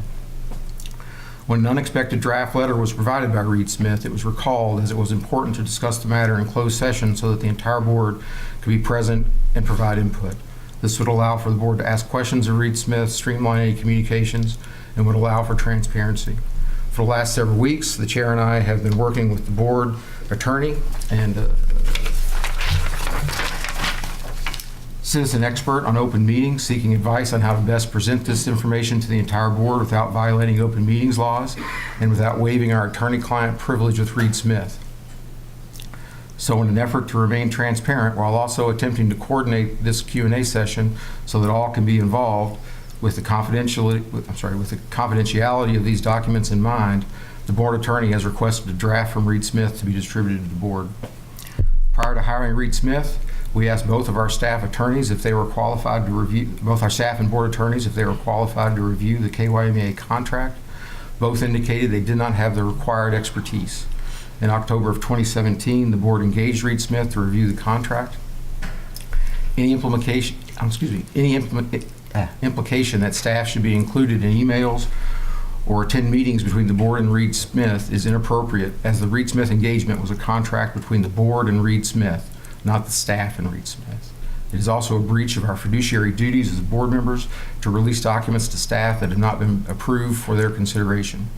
The Reed Smith invoice contained information that was attorney-client privilege and should have been redacted by the board attorney to exclude portions that could be considered privilege. The board attorneys should have exclusive authority over providing necessary assistance in all matters relating to the Reed Smith project. As such, the board attorney has been consulted throughout this process and has given assurance that our actions are appropriate. The implication that I have not been transparent with Member Hale is an exaggeration of the facts. Over the last months, I have had a 2.5-hour conversation with Member Hale, informing her of the progress and providing her with a list of documents that were reviewed by Reed Smith. I've also offered all my email communications to our board attorney for review and distribution if appropriate. Additionally, Member Hale has spoken to Reed Smith on at least 2 occasions. I have fulfilled my duties in this regard, and a draft is now available for the board's consideration and input. It's my hope that board members will not compromise their fiduciary duties by improperly disclosing the confidential board materials to staff and the general public. I call on the staff and the board to cease these unauthorized, destructive, and wasteful efforts to undermine proper board action. Staff should focus on enacting board direction, and the board should avoid nonfeasance by paying the attorney bills that we are legally obligated to pay before interest and penalties accrue, because it is our job as a board, per KRS 96176, to protect ratepayer dollars and exercise exclusive supervision, management, and control of the plant board. Let's do our job. If the staff and the board feel are unable to come to a peaceful resolution regarding the delegation of authority, I would suggest we hire an independent management consulting firm to analyze senior management and board operations and suggest corrective action. I move we pay all monies due to Reed Smith per our contract. I second that. Discussion?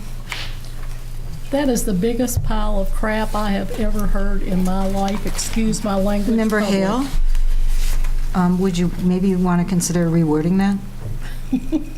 No, I wouldn't. I think it's obvious we have serious problems here. I think it's an excellent description. I think- Fantastic description. Staff's not fabricated anything. Nothing. I'm the one that provided the information to James Leitman on how to redact it. You asserted in the November 2017 agenda planning meeting that the KRS provided for 2 board members to add an agenda item to a meeting, and that KRS does not exist. The bylaws say that the 2 members can can call a special meeting. There's really no clear... That's not what you asserted. You and the board attorney, or the staff attorney, asserted that 2 staff members could add an agenda item, or 2 board members could add an agenda item to an agenda. No. Anybody can add an agenda item to the agenda. Regardless, that is what you asserted in that meeting. I think where the problem was is I removed the item. The board, I'm working on, and it's a governance policy that we are going to ask the board to take action on. We have true governance issues. The board speaks to staff as a group, as a unit. If there is an individual directive from a board member that I don't feel comfortable with, I need 3 board members to vote and tell me that that's the direction to go. I have got a strong moral core, and I also have a CPA license that requires me to act very ethically. I think we need some serious governance policies. There's a lot of allegations there, so I would fully support and will cooperate with any city commission investigation, because obviously you have issues you're concerned about as well. So I say let's get started. I wish it would start tomorrow, to be honest with you. So I think that we have acted, and staff. The problem, I will go to work with these folks every day, and are absolutely amazing group. I have done everything by the book, and I think we talk about transparency, but I think the biggest offender is sitting right across from me. Okay. Well, I'd like to add a little perspective to this. I went back to the KRS, to the provisions that set up the plant board, and noticed that 96.176 KRS says, upon and after a board has been appointed and qualified, the said board shall be in charge of exclusive supervision, management, and control of the operation, maintenance, and extension of the electric and water plant. And I believe, and James can help me if I'm not interpreting this correctly, that the board has the leadership role here, and that staff handles day-to-day governing of the water and plant board. And over a period of time, that the staff has picked up more and more of those responsibilities, which I appreciate. But ultimately, the board can make decisions that choose the outcome. They sure can, with a majority vote of a quorum. But on a day-to-day basis, I don't think you'd have to have the board make a vote on. If I feel uncomfortable with something I've been asked to do, it requires a majority vote of the quorum to direct management. We have a clear, I know that this is new for you all, but there is a clear separation in the duties of, and I wrote this in an email that I sent last week upon getting the Reed Smith invoice, and talking about why you sent an email to Hans Price and said that all future open records requests were to be sent to James Liebman. We have done, the staff has handled open records requests for decades. Hans has done it for over 12 years. We've done it and we do it well. I didn't understand all of a sudden why the change. And we have in the tariff, in the general section of the tariff, if you go to our website, you can search the tariff and find it. It mentions public open records. And the custodian of record is Hans Price. I feel in my interim GM role, trust me, every decision is making the next best decision. And I did not feel comfortable with, the chair has certain things that you do, but one of them is not what you say is not the ultimate authority. 3 board members are what determine for us to go in a certain direction. I didn't feel comfortable, and I laid out very well, and I'd be glad to provide the email to anybody who wants to see it, why I was making decisions that I made to this one and also the other ones. I think very heavily about every decision I make and how the repercussions, the optics, the understanding of, is this right, is this wrong, is this moral, is it ethical? Not legal is not, you want to be legal, but you want to be ethical as well. And I'm working in very difficult conditions here. And your behavior is unethical. Okay. I think you touched on a number of different topics, though. I think one was the procurement code, where we have our attorney for the board, James Liebman, saying that we did follow the procurement code and bills should be paid. But your interpretation is different from that. We have, and what you said in the KRS is true. The board does govern the actions of the plant board. And the board are 5 members. It takes 3 members to get a vote to direct staff to do something. You know, if I were to have it jump to every request, you know what, we try to request that we have no problem with.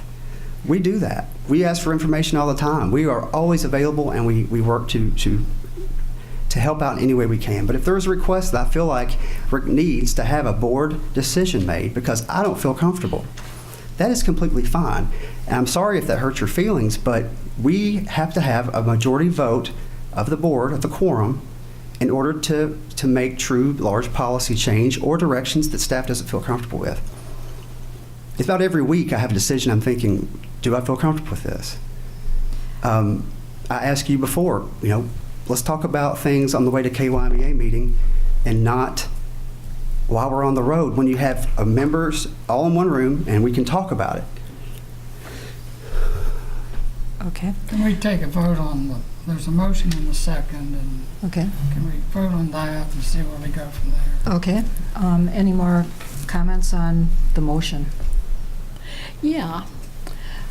Well, the motion was a mile long, apparently. Right? No, the motion is just that we pay the bill. Whatever it is. Right. You know, restate the motion. Walt has accused me of violating my fiduciary duty by not voting to pay the bill last meeting. And you said, yeah, we had a meeting at the library, and it was a long meeting, but the discussion of Reed Smith was about 2 minutes of it. Significantly longer than that. Well, you know, it was a major topic in the meeting. You got that report on November 28th. I sent an email on November 29th asking for information on Reed Smith. We met at the library on December 4th. Never once did you mention to me in this grandiose updating of Reed Smith that you had gotten a report. What gives you the right to keep the report without telling the rest of the board, which making a unilateral decision of sending the report back, and why not include the staff? How can the general manager function as a general manager when he doesn't know what the board is doing? You know, I mean, Walt, you have no right to withhold the report from Ralph and I. No information's been withheld. You had the report for... There's been $50,000 spent on a document. That's an agency record. It's absolutely an agency document. Nobody's seen it here. Would you and we care got to to- spend $50,000 for And for how what? could I Member vote Hale to is spend recognized. money? How could I vote to spend $50,000 when I have seen no results of the work? And you all have stonewalled me on every time I have asked. You told me that all that you had communicated with Reed Smith was the initial documents, which you did give me the list of on December, whatever the date was, and that we were going to have a closed session video conference, which, all, by the way, is illegal, and that's why we haven't done it yet, I guess, once you found that out, and that we were going to have a video conference with Reed Smith when they would give us the report. In an email to Anna Marie, I said, I would like to have a written report before we do any video conferencing, because I would like to be able to read it first so I would know what questions, because I haven't been involved in any of the video conferencing. Neither has Ralph. We haven't had any summation of what was said in the teleconferencing. I'm sorry, not video. E. Smith was involved in the teleconferencing, but Ralph and I have not been. You know, I mean, so E3, Michelle Chait knows more about what has transpired with Reed Smith than Ralph and I do. And we're on the board. It is a public document. The money is being spent by the ratepayers. The ratepayers have spent over $100,000 between E3 and Reed Smith, and we have 11 friggin' pages here, you know, at practically $5,000 a page from the Reed Smith report that I just got today. And I mean, explain to me what gives you the right to have this information for 5 weeks before Ralph and I get the information. And Ralph, I don't even know if you've gotten the information. I did today. Well, I think we should clarify a few things there. Can we vote on this? Yeah, I'm sorry. Can we do that? Can we take a vote? Well, before we do that, James, would you care to comment on and clarify the confidential nature of the data and when the report was received and all of that? The distinction, of course, between E3 and this is that this is a law firm. This is that the board voted to hire. The report is covered by attorney-client privilege. The board members now have the report. It's certainly up to the board to make a determination if they wish to disclose it to anybody else.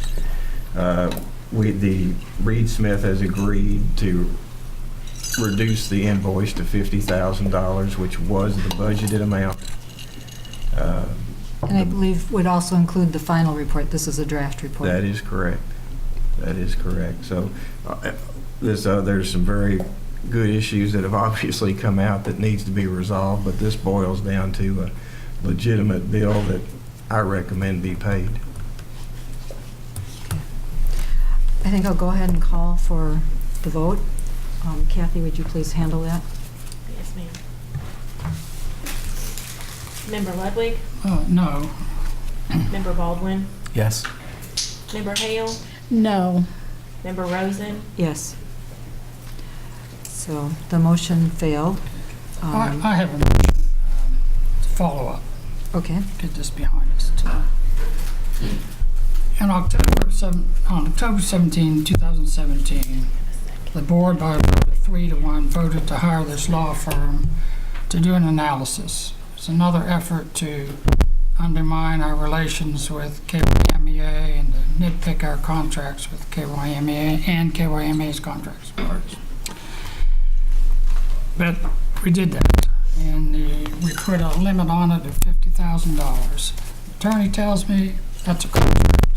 We owe the money. We have to pay it. So reluctantly, although I feel that this is a waste of our plant board customers' money. I don't like it. Our customers don't like it. But I think legally we got to pay it. So my motion is that we upon receipt of this firm's final report, that we pay them not exceeding $50,000. That's the motion. A second. Okay, discussion? I have a few comments. As far as you question the validity of hiring an attorney to review the contract, and it's a big contract. We have, at the point the second time we discussed hiring the attorney, we reached out to our staff attorney and our board attorney and asked them if they felt they had the expertise, and they both, suggested, they both indicated they did not. And, further, to give us even more impetus to move forward with the attorney, we certainly, there was some push at that time that, it had been reviewed by Spiegel McDermott, but, as you know, Mr. Ludwig, from our discussions in previous months, there had been some discussion with the Attorney General's office, and he was willing to come and speak to us in closed session to indicate that Spiegel McDermott had a conflict of interest with their recommendations to us. In that particular situation, you declined to have, unilaterally declined to have the Attorney General come and speak to us in closed session about that. So there was plenty of motivation to hire an attorney to move forward to beyond our original, our just basic fiducial responsibility to review contracts before we signed them. We had the additional requirements that would be driven by the Attorney General's office opinion and the lack of existing expertise. I don't agree, but that's part of the discussion. Okay. And I have several comments. A friend of mine in Minnesota recently I found out is about to lose her job. And what had happened is that the Shakopee School District superintendent was embezzling. And he embezzled around $700,000, which depleted their reserves. The school board was complacent. They never asked questions. They didn't pay attention to what was going on. And as a result, teachers are going to be dropped. They have to consolidate schools. And what we are doing here is asking questions about a contract that's going to affect Frankfort Plant Board for decades. And with my friend losing her job, I also looked into KMPA, Kentucky Municipal Power Agency, founded in 2005 by Paducah Power System and Princeton Power System. They constructed Prairie State. Their website pretty carefully goes through what happened. In 2008, they decided to build a plant.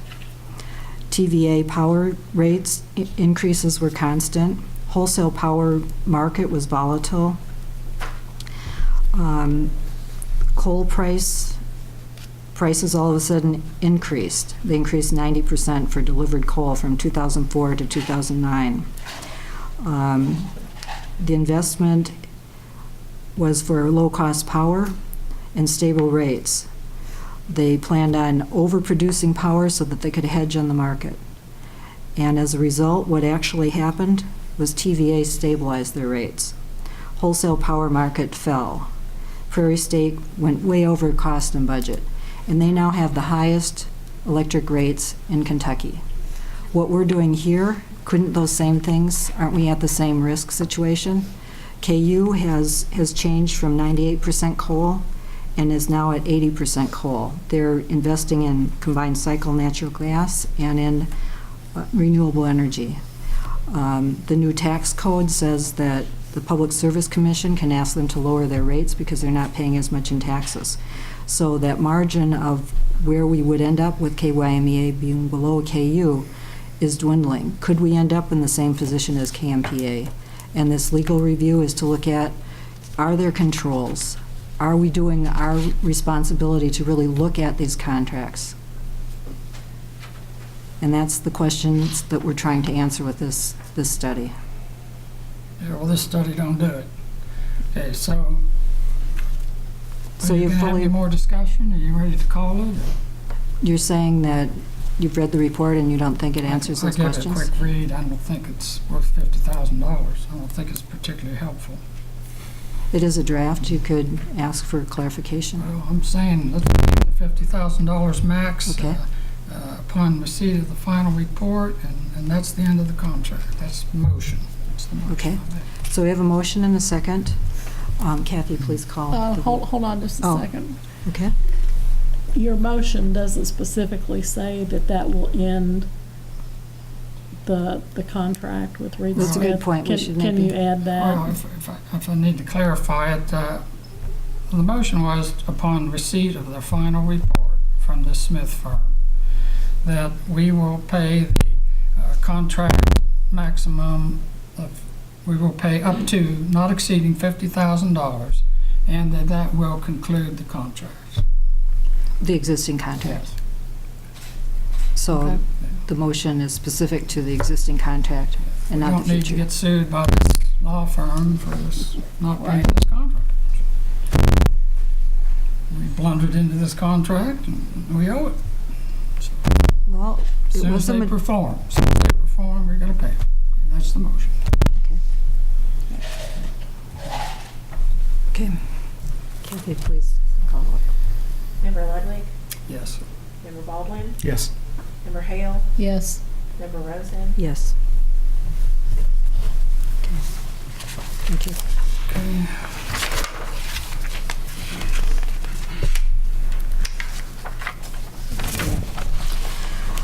Item number 9, discuss resolution and contract for integration of member-owned resource SEPA entitlement between Frankfort Plant Board and Kentucky Municipal Energy Agency.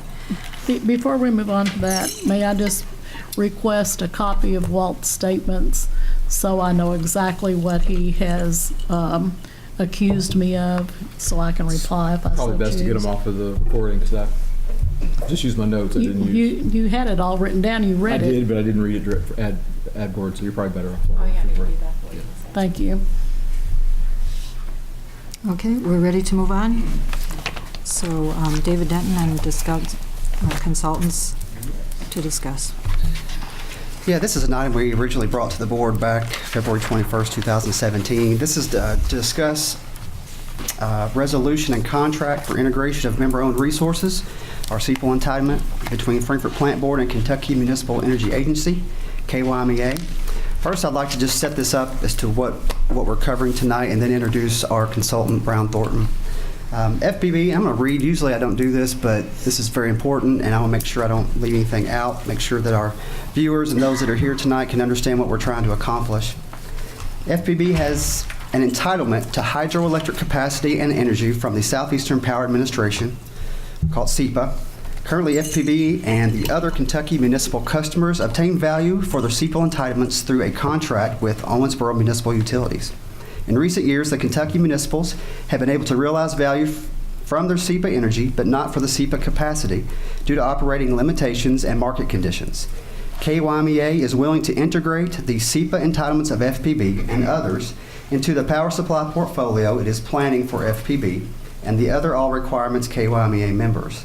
This offers the advantage that KyMEA is in a position to compensate FPB and the others for both the capacity and the energy components of their SEPA entitlements, thereby providing a high likelihood that the value received by FPB will consistently exceed the cost of its SEPA entitlement. The all requirements contract between KyMEA and FPB, Section 3D, provides that KyMEA and FPB may enter into mutually beneficial agreements for the scheduling and integration by KyMEA of certain FPB-owned generation resources or other entitlements that FPB may have to generation resource attributes, example would be capacity and energy. The contract refers to those resources as member-owned resources. We have with us tonight Brown Thornton. He's no stranger to the plant board from New Gen Strategies. I believe we were talking today. He's been assisting FPB since 1994 on these matters. I'll just give you a little background about Brown. Brown has over 30 years of experience in consulting, consulting experience in the energy and water infrastructure markets. He specializes in utility management, financial management and analysis, wholesale and retail rate studies, energy supply and transmission service, and strategic business planning for municipal and customer-owned utilities.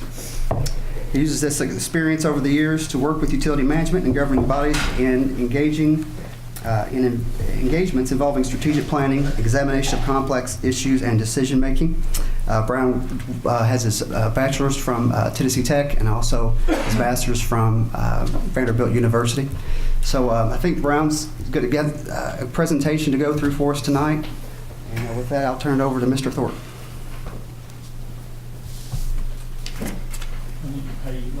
No problem. That's great. Okay, thank you. Operate the remote. I'll lead the conversation by, first of all, thanks for the opportunity to speak to you guys. And some of the material that I've prepared, of course, you'll get copies of and can distribute as you like.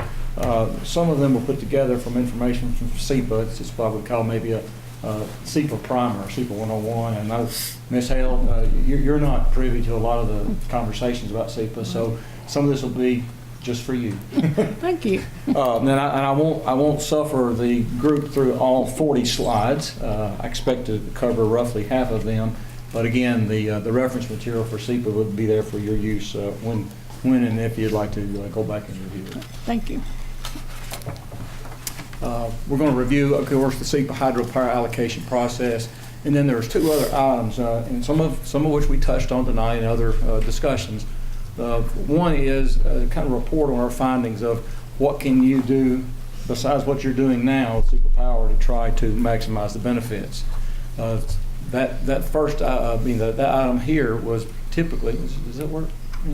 Sort of. The examination of alternatives actually came out of that February discussion.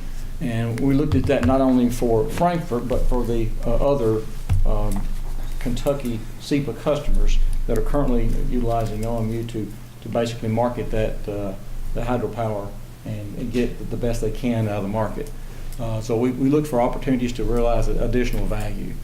And then the last thing we'll touch on is the member-owned resource agreement. That's actually the main topic, if you will, and that's the proposed agreement with KyMEA that will maximize it from our review, maximize the value that you would receive for SEPA Power. You'll also see periodically, I think here in one more place, there's a reference to a website. Welcome you to go there. This is SEPA, part of the Department of Energy. And most of what I'll be talking about is your hydropower allocation, which comes off of the Cumberland River system. Now, SEPA is just one of 4 power marketing agencies, and the Cumberland River system is actually one of 5 that SEPA has, and you'll see some more of that here in just a minute. These are the 4 power marketing administrations in the country. You've got SEPA here in the southeast, and then there's SWAPA, it's Southwestern Power Administration. Then you see WAPA out there in Colorado, that's the Western Area Power Administration, and then BPA is Bonneville. Okay, now they're not all the same. In fact, they're all different. Each has their own unique assets that they manage. They all market power from federally owned hydropower projects. Now, that doesn't mean the same group in the federal array of organizations owns them all. For example, in SEPA, the dams that SEPA remarkets the capacity and energy for are operated by the Corps of Engineers. Okay. Another comparison is BPA out in the Northwest. BPA is Bonneville. They actually own the hydropower assets. SEPA does not own any transmission. They contract with other transmission providers to get the power from the federal projects to the customers. WAPA actually owns a tremendous amount of transmission infrastructure. So again, they're different, but they all have one objective in mind, that is to remarket the capacity and energy from federal-owned hydro projects. Yes? I noticed that the Northeast, Minnesota, Iowa, and then also Florida don't seem to have. There is not a Federal. Agency or administration that markets hydropower in that region. Okay, thank you. I won't go through all this. SEPA is one of the four. I already said most of that. They're located actually in Elberton, Georgia. If you find yourself in Elberton, Georgia, you're probably either A, you wanted to go there, or you're lost because it's not on the way anywhere. We all know places like that. There's probably a story behind why they're there. But again, they market power from multi-purpose projects. Now, when we say multi-purpose, that'll come up again in just a moment. The hydropower dams that are federally owned and operated have competing interests. One is hydropower. The other one is water supply. Another one might be flood control, et cetera. So those are multi-purpose projects, and there's elaborate cost allocation for each one of the projects to see how much of it is power related. Flood Control Act of 44 kind of sets the tone for not only SEPA but the other ones as well. That's to transmit and dispose of power and energy from federal-owned projects at the lowest cost available. This gives you a visual of the SEPA marketing agency. It's 22 projects across 5 river systems. That's 11 states. Now, the hydropower that Frankfort is a party to is shown over there. It starts with Wolf Creek, Laurel in the east part of Kentucky, and follows the Cumberland River down into Tennessee and ends up back at Barkley at between the lakes. So those projects along the Cumberland River system, you have an allocation of capacity from them.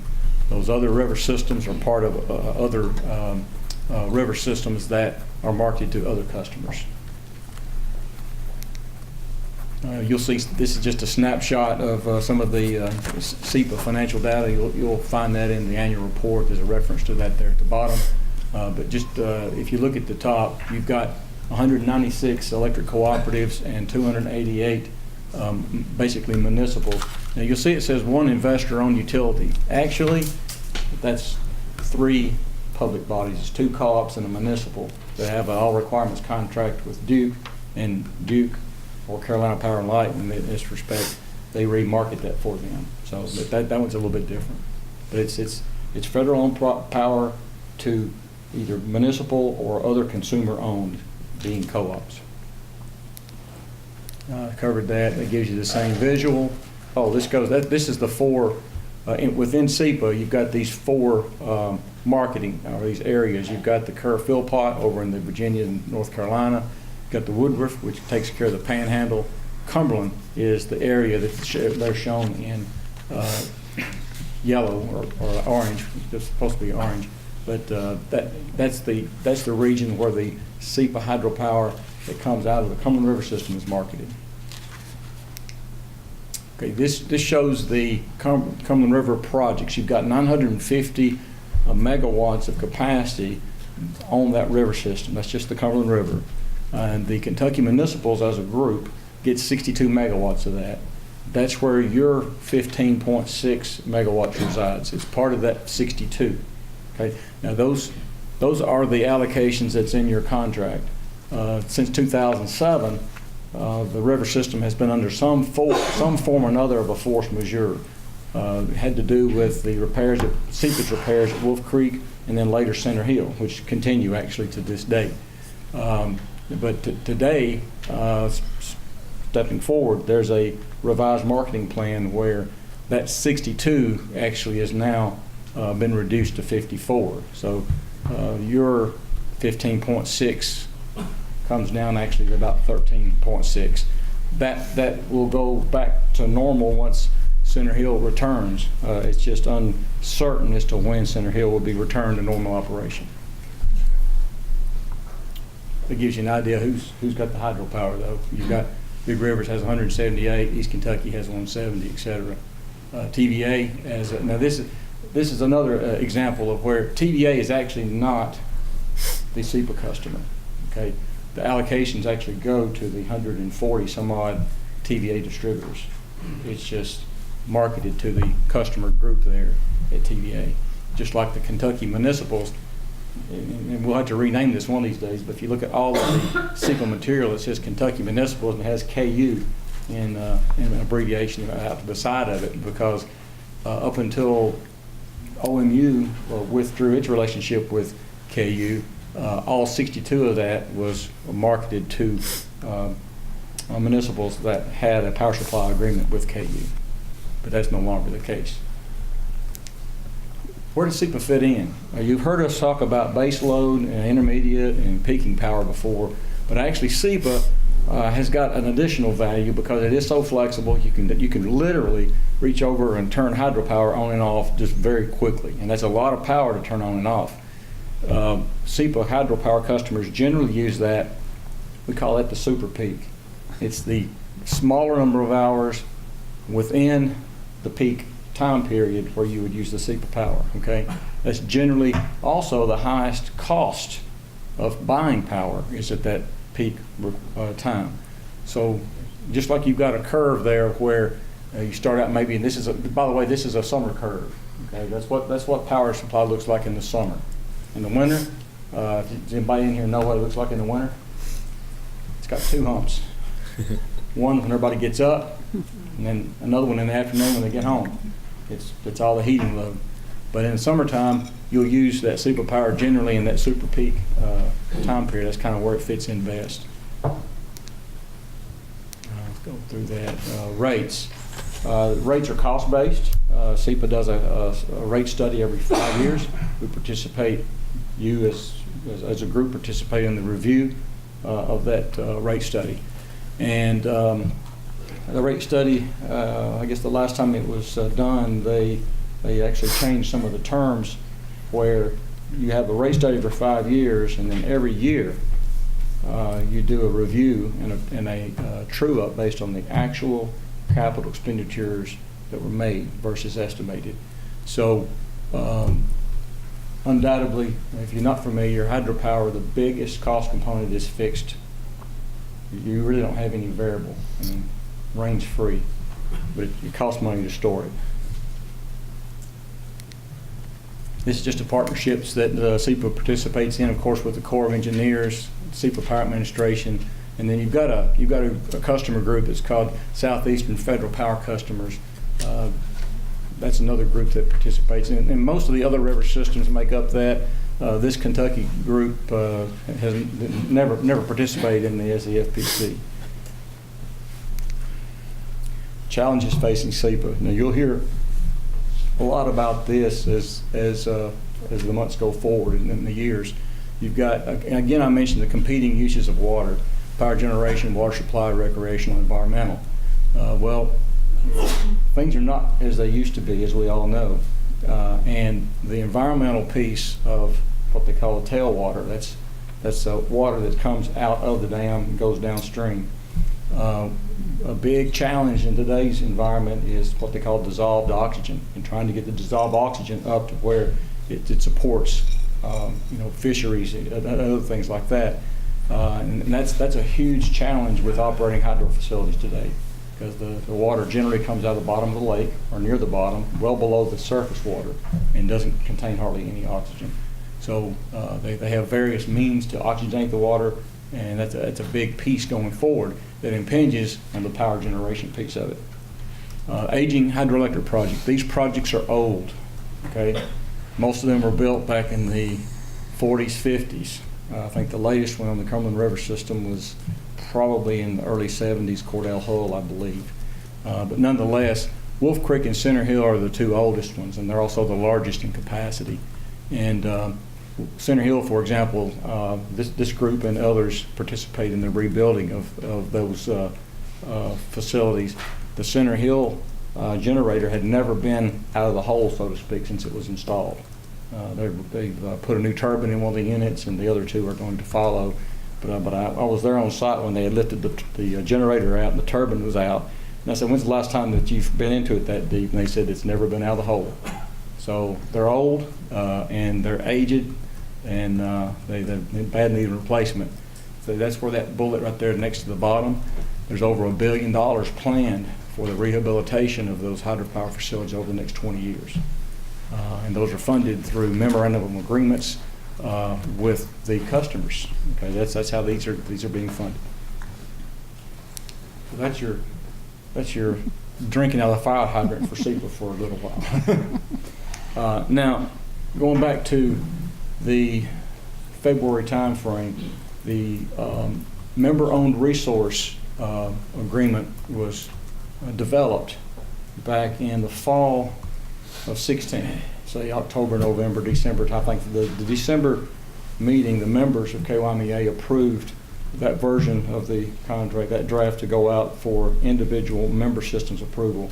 So I think they were sent out in January, February. You guys looked at it at your February of 17 board meeting. Lots of questions were asked. It was ultimately decided not to act on it at that point in time. One of the things that you asked is what could we do that was better than that. Subsequently, there was also going back to what you're doing today, is selling or remarketing equivalent power to the market. OMU is just facilitating that transaction for you.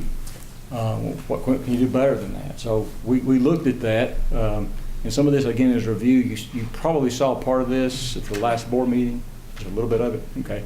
But I'll speak a little bit more in detail on that tonight. Okay, of the all requirements members, the group has about 32 megawatts.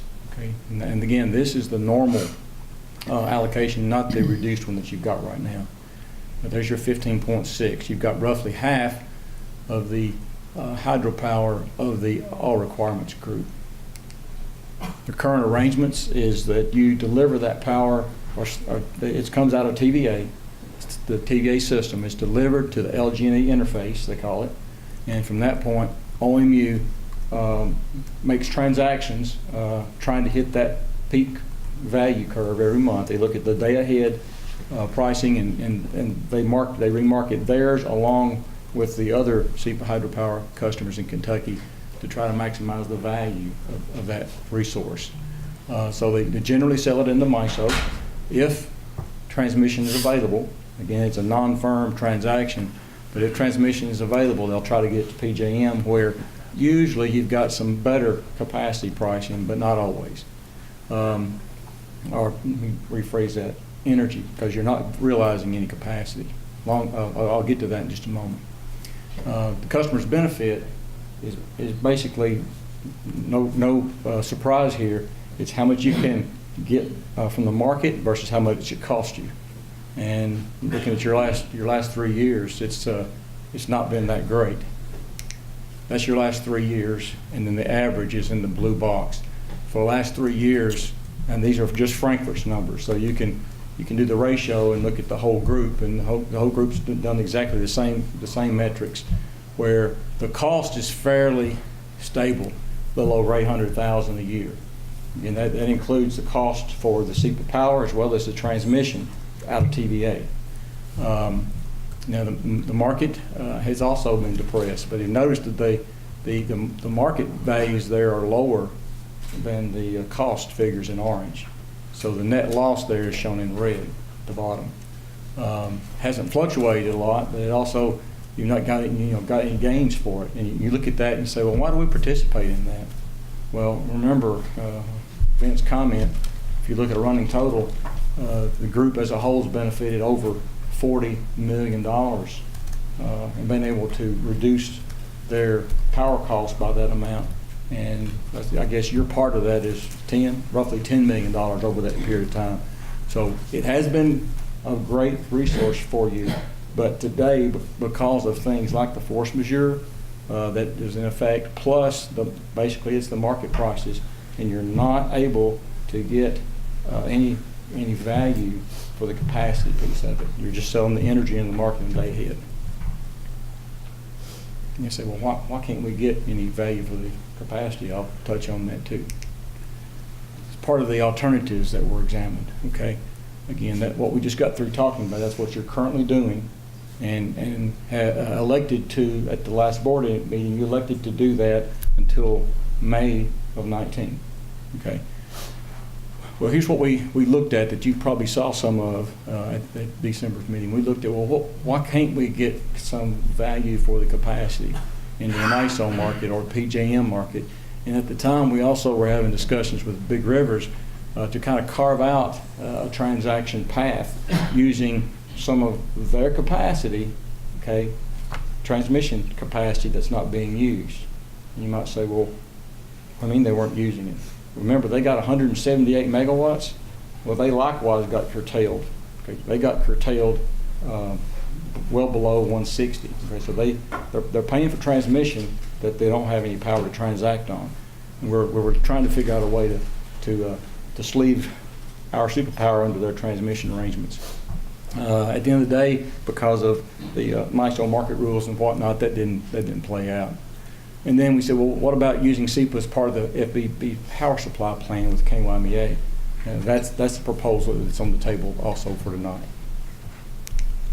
So here's why it's hard to get capacity and energy value out of SEPA. It's a product that comes out of TVA, and the path out of TVA into the LG&E footprint, so to speak, that's a good firm path. Okay, been that way for years, and there's no, it will be that way in the future based on the currently planned transmission service agreement between KyMEA and LG&E. So there's not any problem getting it out of TVA into the LG&E footprint. Now, in order to have a capacity transaction in MISO or into PJM, you have to show each of those markets that you have a firm path through LG&E. The mechanism to do that is called a point-to-point transaction. You would have you have to pay LG&E a firm path for that from the TVA interface to the MISO interface, or for PJM you would pay LG&E a firm transmission path between TVA and PJM. Now, you might ask, what's the difference between that kind of transmission and our regular network transmission that we pay? Well, that's a firm path that you pay the full amount all 12 months. Okay, you have to have that firm path in place. So for your amount, you'd have to show where you had a firm path for transmission for 15.6 megawatts every month. So it's a fixed charge. And if you look at the amount that you have to pay KU for that fixed charge all 12 months compared to what you might be able to get from the capacity markets, it doesn't play out, okay? Especially near term. Longer term, it may, but then you run the risk. And here's the risk. You have to have those transmission service arrangements put in place before you go to the capacity market and participate in it. You don't know what you're going to get for it. It's an auction. In MISO, it's a annual auction held in the spring. In PJM, they do it every year, but it's a 3-year auction. So you'd be making so say you want to do PJM, try to maybe looking at the market forecast and say, well, they have a little bit higher capacity. Would it not be better for us to transact there?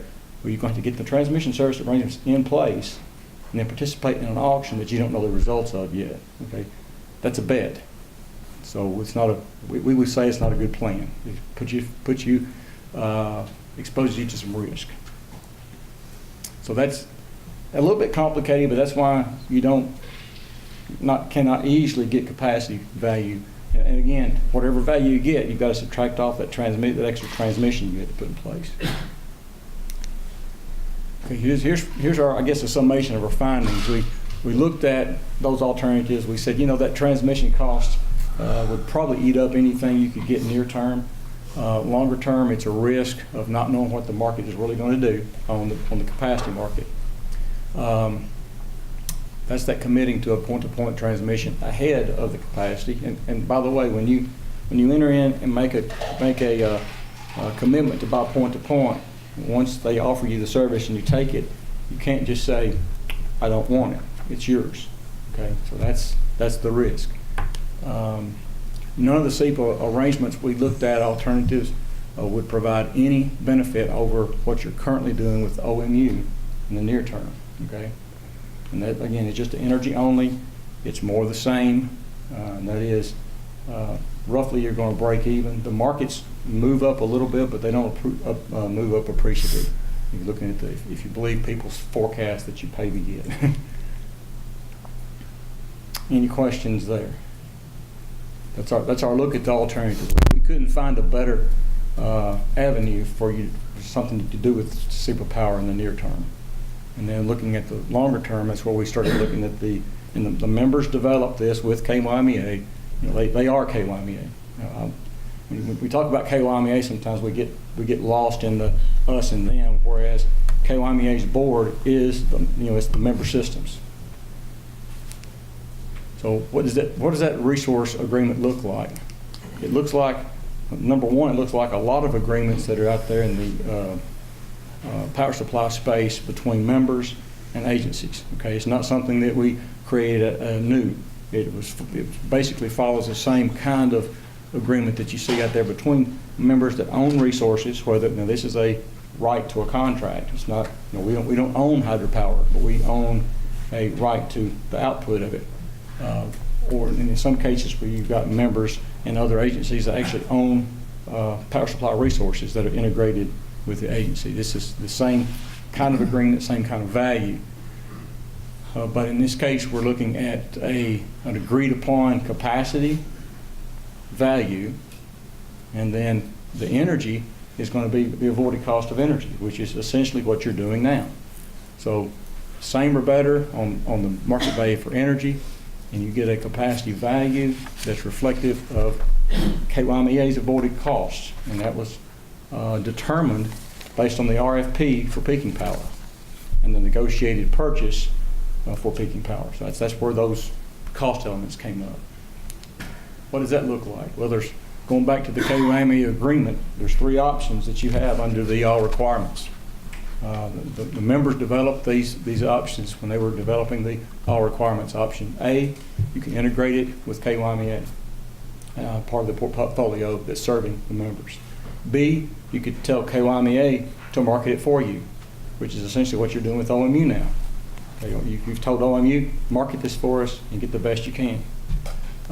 Or you can have another party, OMU or somebody else, market it for you. So those are the three options that are contained in the AR contract as it exists today.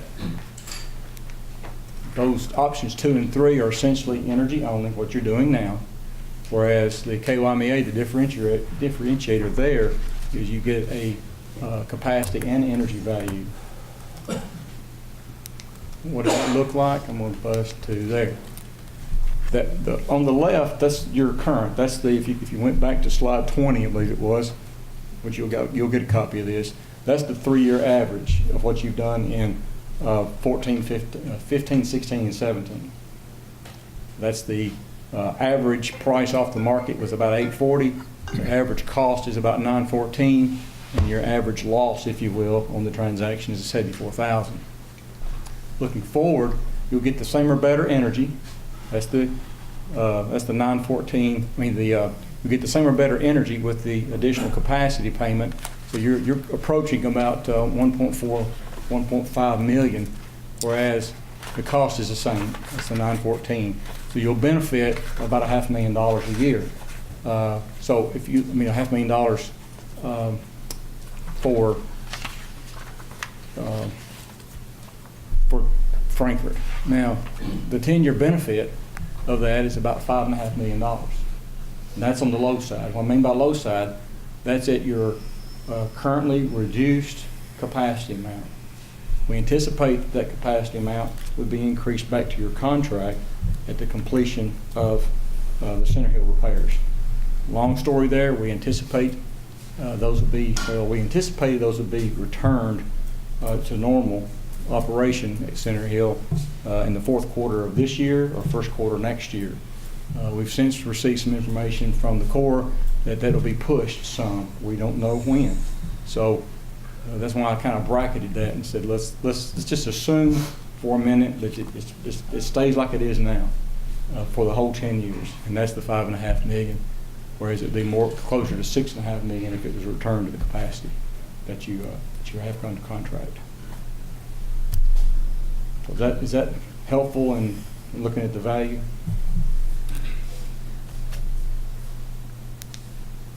I was asked, well, how does that jive with the E3 recommendations? Well, I pulled recommendation number 6 out of the E3 report. That's the one dated June 16. I cited it there, Section 3, et cetera. But every element that they said that FPB should ensure that the proposed agreement meets. For example, there's Section 3, 4, let me look at my notes. Memory does not work well when you're in front of a group. Make a note of that.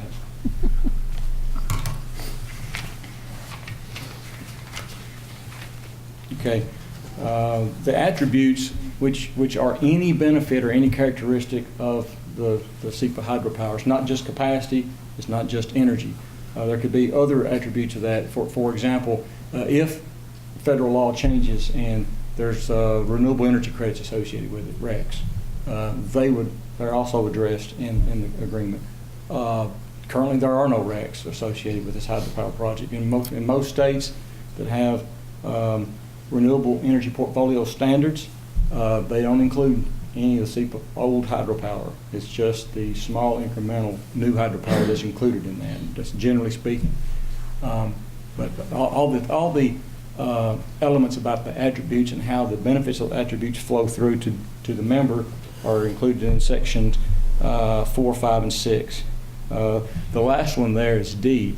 It says that the attributes revert to Frankfort if you're no longer a member of KyMEA or you're no longer a party to the AR contract. And that's in Section 2. It explicitly states that. That's really all I had to show with that one, is just say that, if you look at the E3 report, and as I understand it, they saw a copy of this because you got it in February, and all the agreements were provided to them, and they reviewed that in the summer. And if they didn't see it, well, they should have, but I think that they did. What are your choices? Well, one, you can enter into the agreement, and you'll be able to utilize the SEPA power as part of your power supply plan, which, by the way, you've never been able to do. Okay, even going back to we started fighting, if you will, to get your SEPA allocation, which you received in the 80s, but you didn't receive it in actuality until the 90s, about 96 or 7.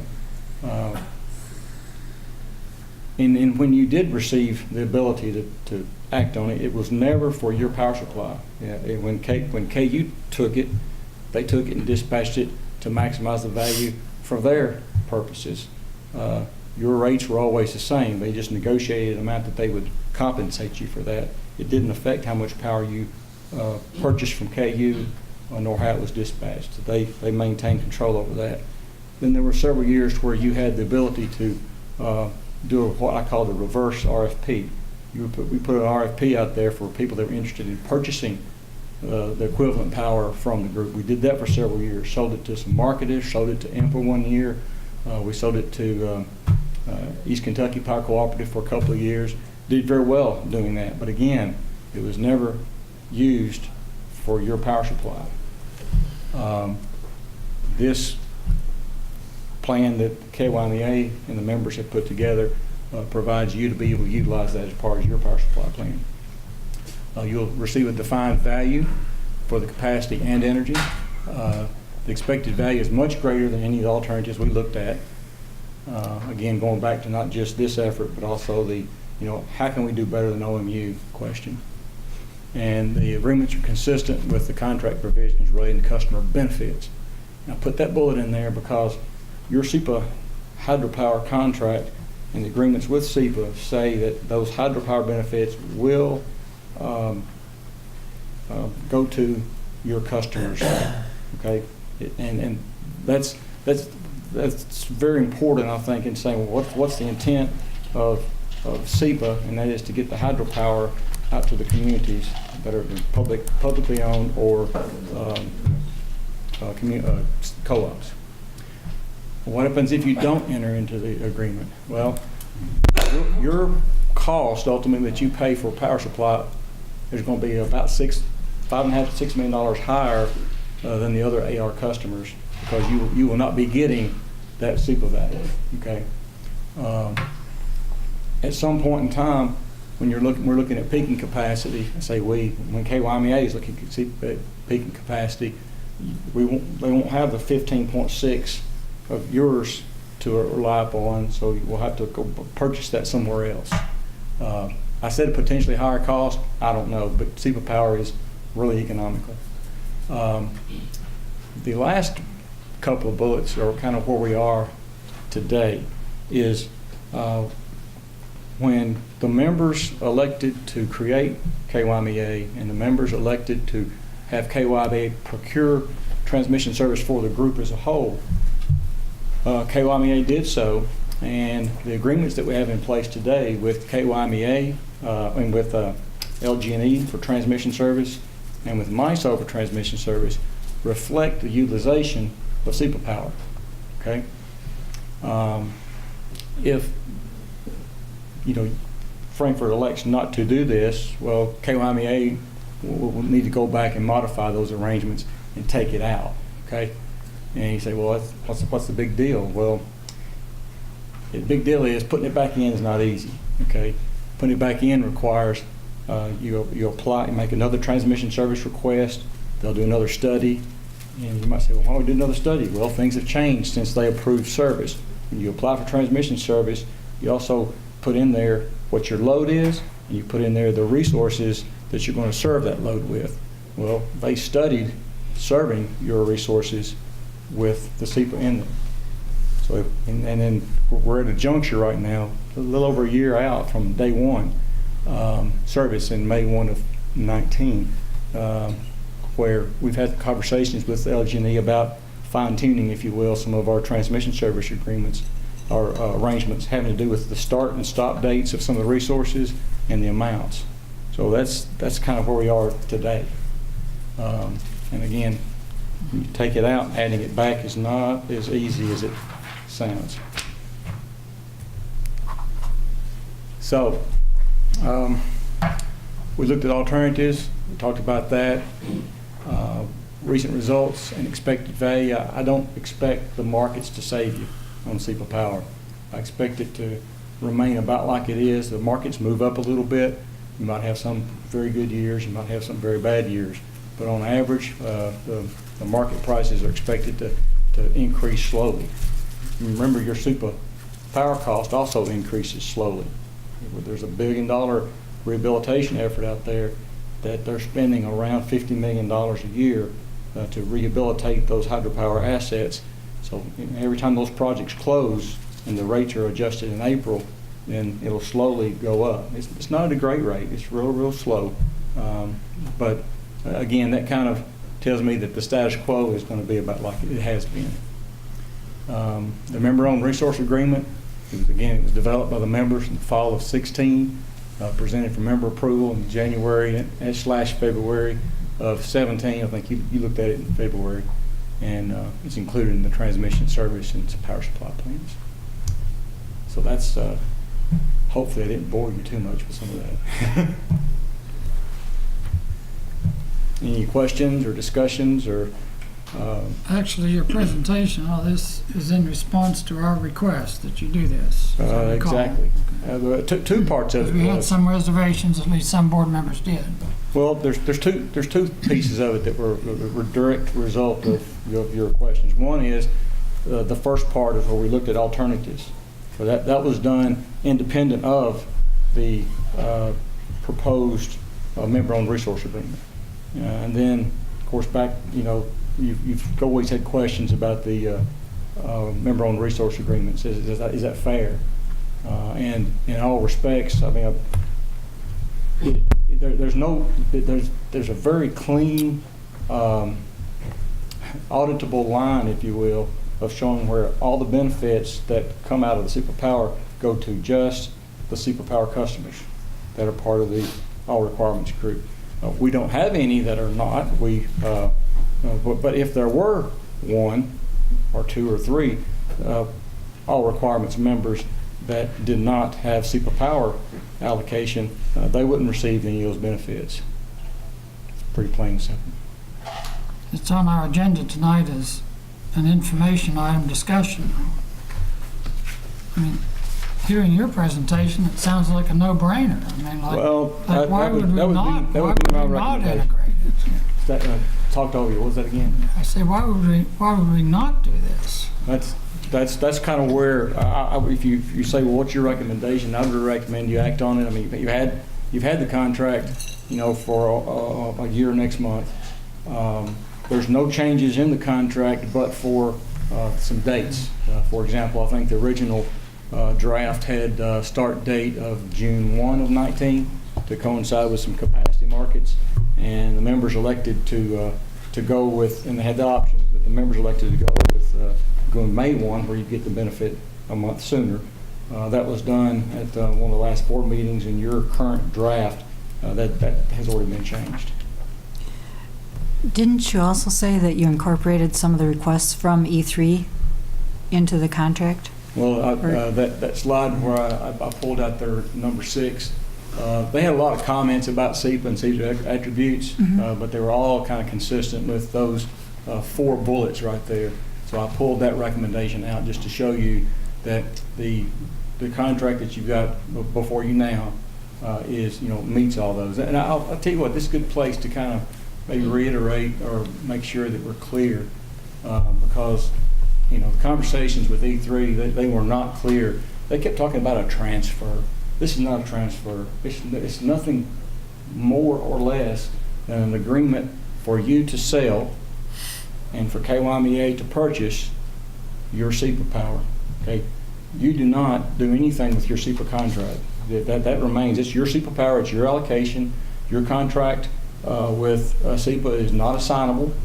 Okay, so all that remains. It's your SEPA. You pay for that SEPA every month, and then KyMEA will provide you the credit for that SEPA every month based on the agreed upon amounts for capacity and energy. I want to make sure we clarify one thing.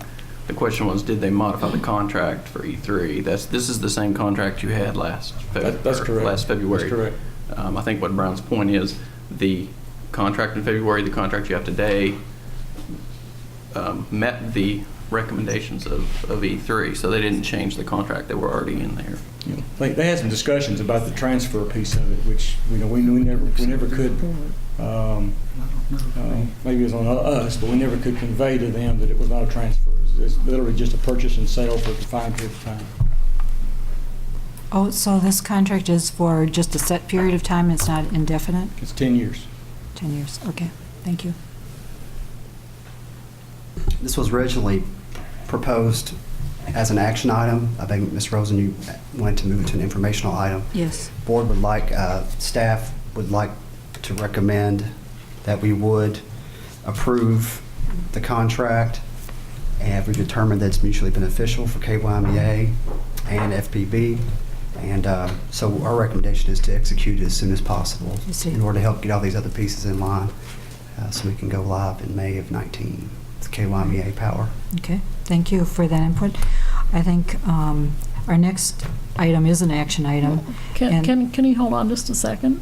So could we just go ahead and vote on this tonight? I'm addressing that here. Our next item is an action item which ties directly into this, which is to extend the E3 contract, to have them look at this and make any recommendations, and then go ahead and approve it.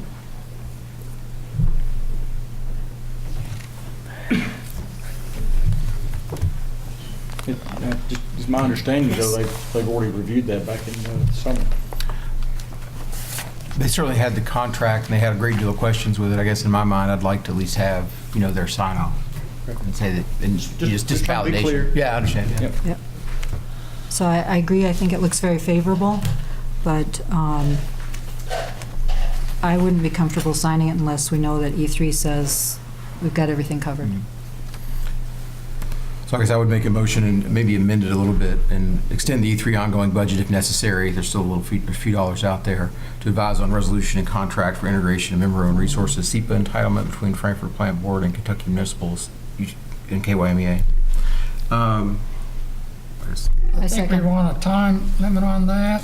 Well, I guess my thought is... E3 does not have the power to dictate anything to us. Not at all. Right. Yeah, absolutely. And also, as Brown pointed out, they've already seen the contract. it might be a quick sign-off, so there may not be any additional costs associated with it. So. Doesn't have to be contingent upon E3's blessing. Oh, no. I think we ought to get some feedback. We spend a lot of time. More of the wisdom. Yeah, well, we spent a lot of time going through it and just validate that their concerns that they had when they first went through the result, matches the contract.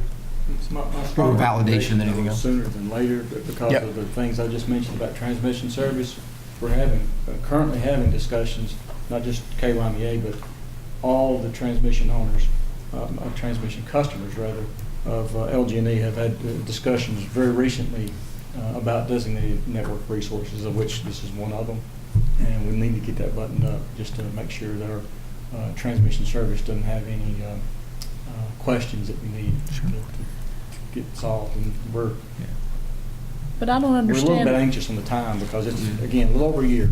But Well, I guess I would amend my motion a bit and say that to include that the board attorney would reach out to E3 at the earliest possible convenience, get some estimation of if there's a need for a contract extension, and then bring us back a number for what they expect that sign-off would be on the SEPA contract. I mean, if I may interject, you're almost completely out of time here without falling into the category that Brown was talking about where you've got to try to reapply. I mean, if you don't approve it by February, you're probably closing that window. Is that correct? I'll just share with you again. We've had recent conversations and review with LG&E as other transmission customers have too. And, we don't want it to become an issue. I think that way. It might be the best way to say it, and it's definitely headed in that direction. Do we have any feeling? We need to act on this. We may get some Do we have feedback from confidence in our consultants or not? Well, it's less about that. It's more about getting some validation from E3. They raised a lot of valid concerns about it. There was a lot of conversation about it. And, one would hope that it would be, a quick, yes, this meets it, or no, these are still concerns, and then we can move on from there. I would think it would be a fairly timely answer for them since they are familiar with it. As Brown has pointed out, it's the same contract, and it would be just their final review of it. But if we basically think it's a good deal, why do we need E3 to tell us, oh yeah, it's a good deal? I mean, that's what we're sitting here for, is to make the decisions. He's given us a great presentation. He spells it out very clearly. That slide right there says how it goes along with what E3 has said. I don't see the point in spending more money and getting E3's blessing when it's our decision and we're running out of time. Well, I mean, 2 points I would say is your staff thinks this is absolutely a no-brainer. Brown Thornton, I've worked with Brown for the 20 years I've been here, through many battles with KU and many different other things.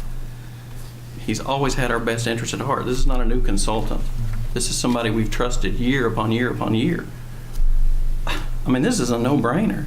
I mean, you're just wasting money at this point. I'm sorry to have to say it that way, but it's true. I mean, this is easy. It doesn't take a rocket science degree to figure this out. Well, we do have an ongoing relationship with E3, and they have advised us on some points that we should be aware of. I don't think it would be an expensive or time-consuming time to get their opinion and complete the process. So we get this opinion, then we gotta debate it some more and take action on it. Meantime, time's passing and we miss our window. Well, no. I mean, if all this is square and everybody agrees, we're good. We can't give E3 veto power on this. Is that what you're suggesting? Well, it's certainly not veto. In their report, they haven't indicated that we should veto it. They've just said be aware of some details. But you're saying you want E3 to bless this before we enter into it. That's basically what the motion is. Well, to confirm that it, that the conversations and what's in there, alleviates the concerns they had. He can read. In the original. He says it does.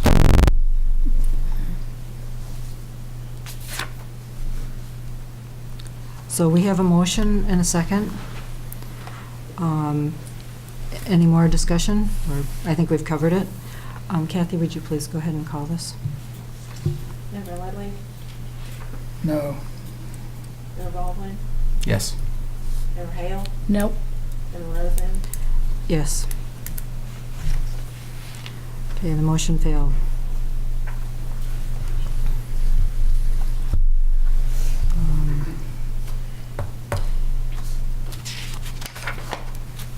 Action item number 9B, extend the Reed Smith contract, coordinate with E3 on, and advise on the resolution to the contract as above, if there was a resolution. Any discussion on this or motion? I don't think we need to extend the contract. Earlier in the evening, we talked about the fact that we were going to go ahead and pay them their maximum up to not exceeding $50,000, and that would terminate their contract. So I think this is a moot item on the agenda tonight. Okay. This is actually a separate issue, however. It's a specific on the SEPA contract.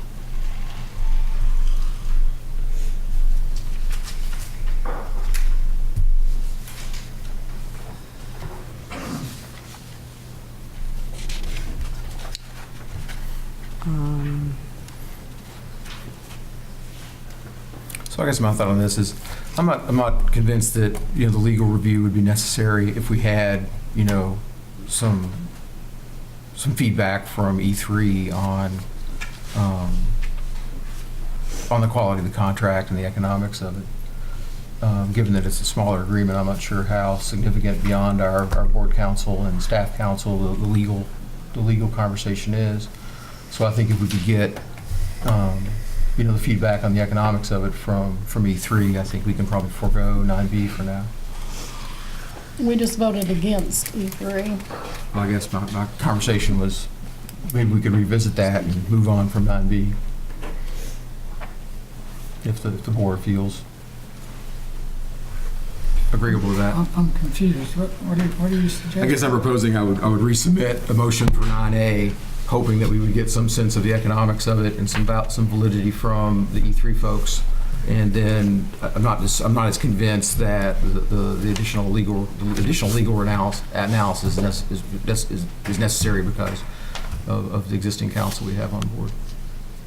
So you just want to do it for fun? So I'm just asking. Not at all. No. Or what? Just pay them more money? And no, I'm suggesting we pursue 9A and have some validation from E3 who did we've already completed some in-depth analysis of the SEPA stuff, get some sign off on that, and move forward with that expertise.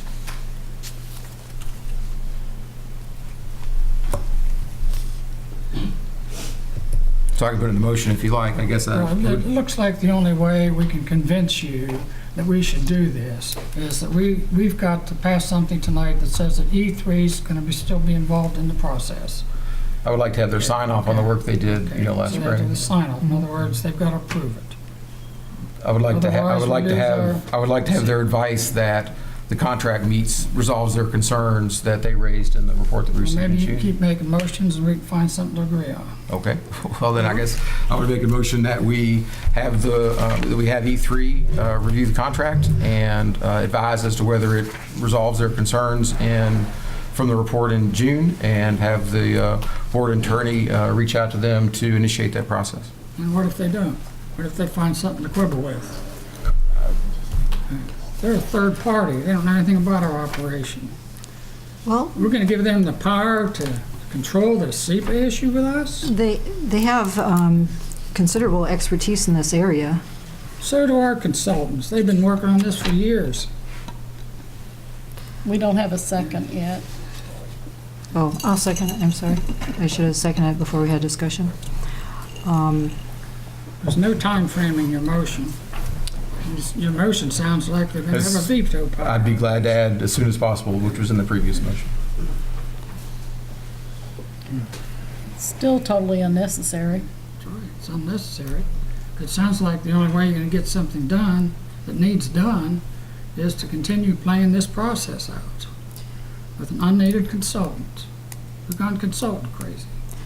Well, we need to rein in these consultants. Just keep hiring consultants, paying more money to them. We already have consultants.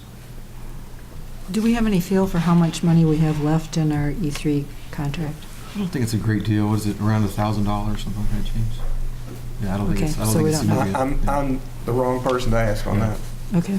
I don't know. Does Do you know how anybody? much is still out there in the 19.2 or 5 or where it was? I have emails that I've sent. There is some money left out there. I don't know exactly how much it is right now. Okay. We're not a part of the process. I think it's minimal. What's out there. Well, you're certainly aware of the Okay. invoices, what money's out. But we don't know what invoices are still out there. You've been involved, E3, in the Reed Smith conversations, so I'm sure that they didn't do that out of the goodness of their heart. So there's a charge involved I don't there. believe there's any outstanding charges. I mean, we can certainly validate with the I have E3. reason to believe that there are charged that has work been performed that has not been billed FPB. I have reason to believe that.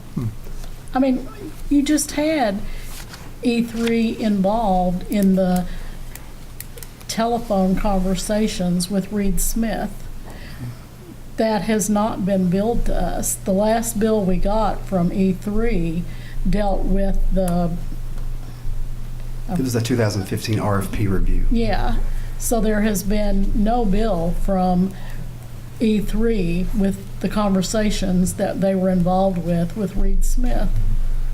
So that's still out there, and who knows, what about the, you were wanting to have a closed session with E3 to go over the other thing. What about the charge for that? Well, that's money that hasn't been built yet, and it's a call that's not scheduled, so. Well, Back to what we're doing. I guess we had a motion. I don't think we got a second yet. But I did second I it. did a second. Okay, Yep, so we do. Could you So let's- restate the motion? If you remember what it was. I'll try again. To extend I'll read from this and add to it. To extend the E3 ongoing budget to advise on resolution and contract for integration of member-owned resource between Frankfort Plant Board and Kentucky Municipal Energy Agency, to have the board attorney reach out to E3 to advise on costs and deliver a review as soon as possible. I second it.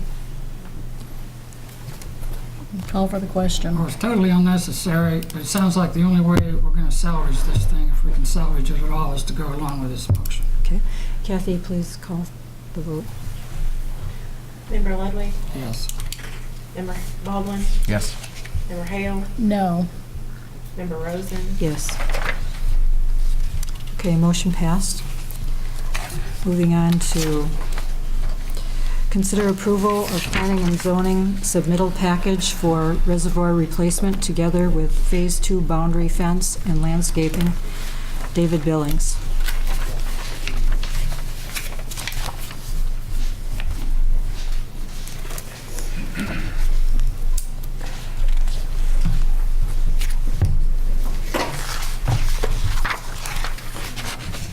We've been working together on plans to replace a reservoir over the last 16 months or so. And what I say by that is, we had worked on this previously, but the project was delayed due to the cable head in.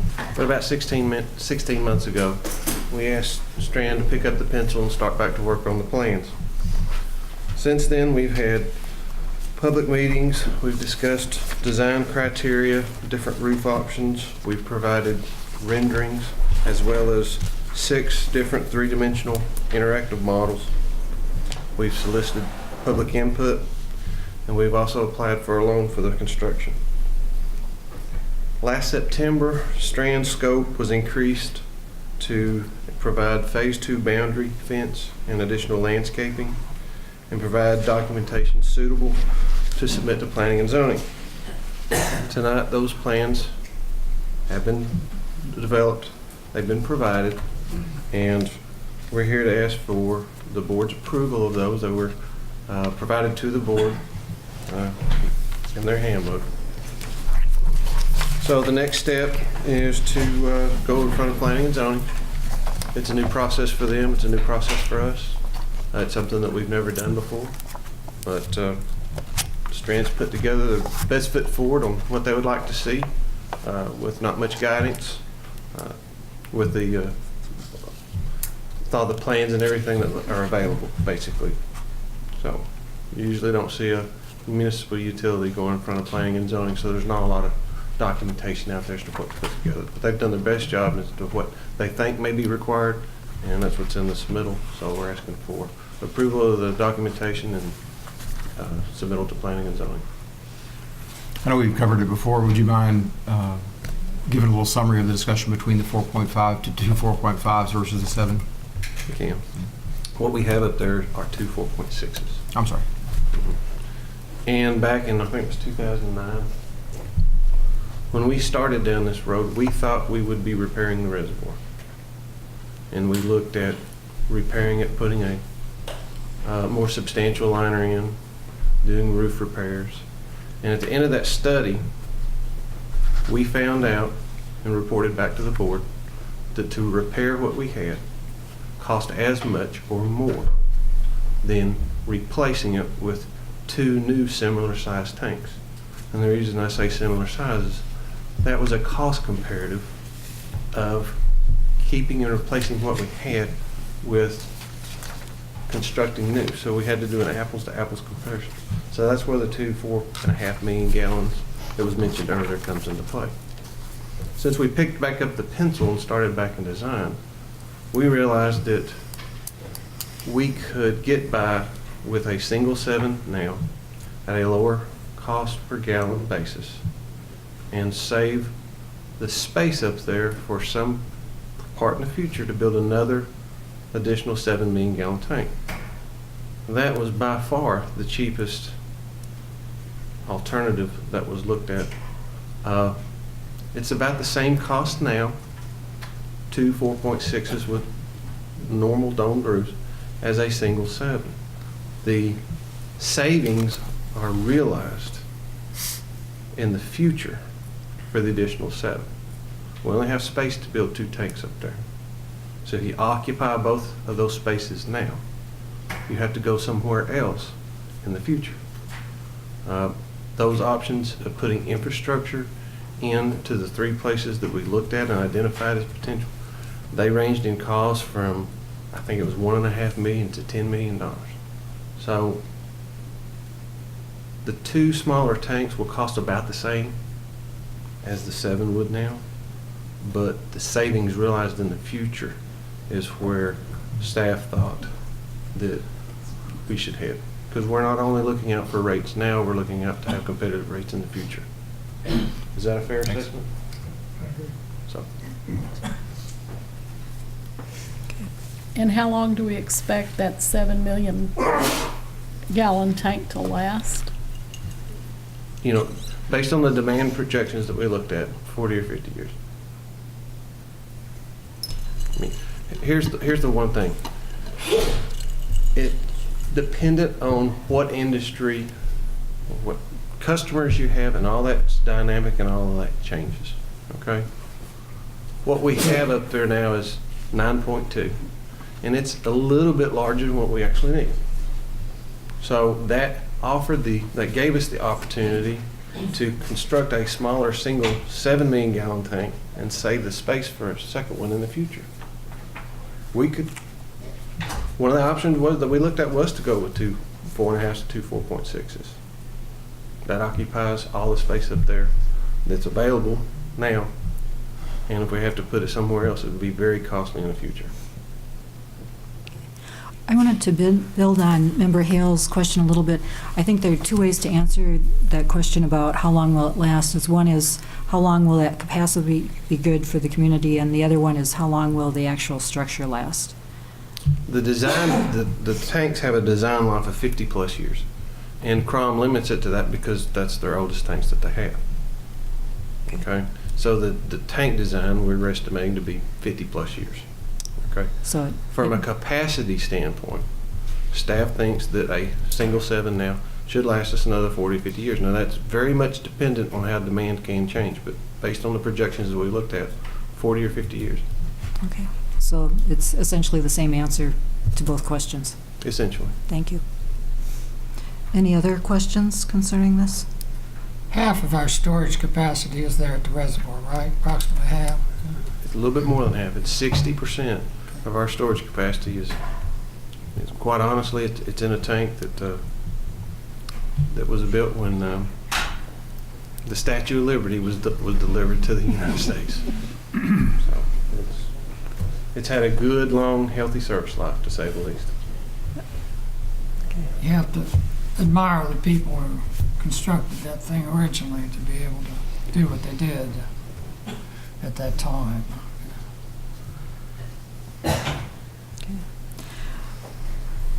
Are we ready for the motion?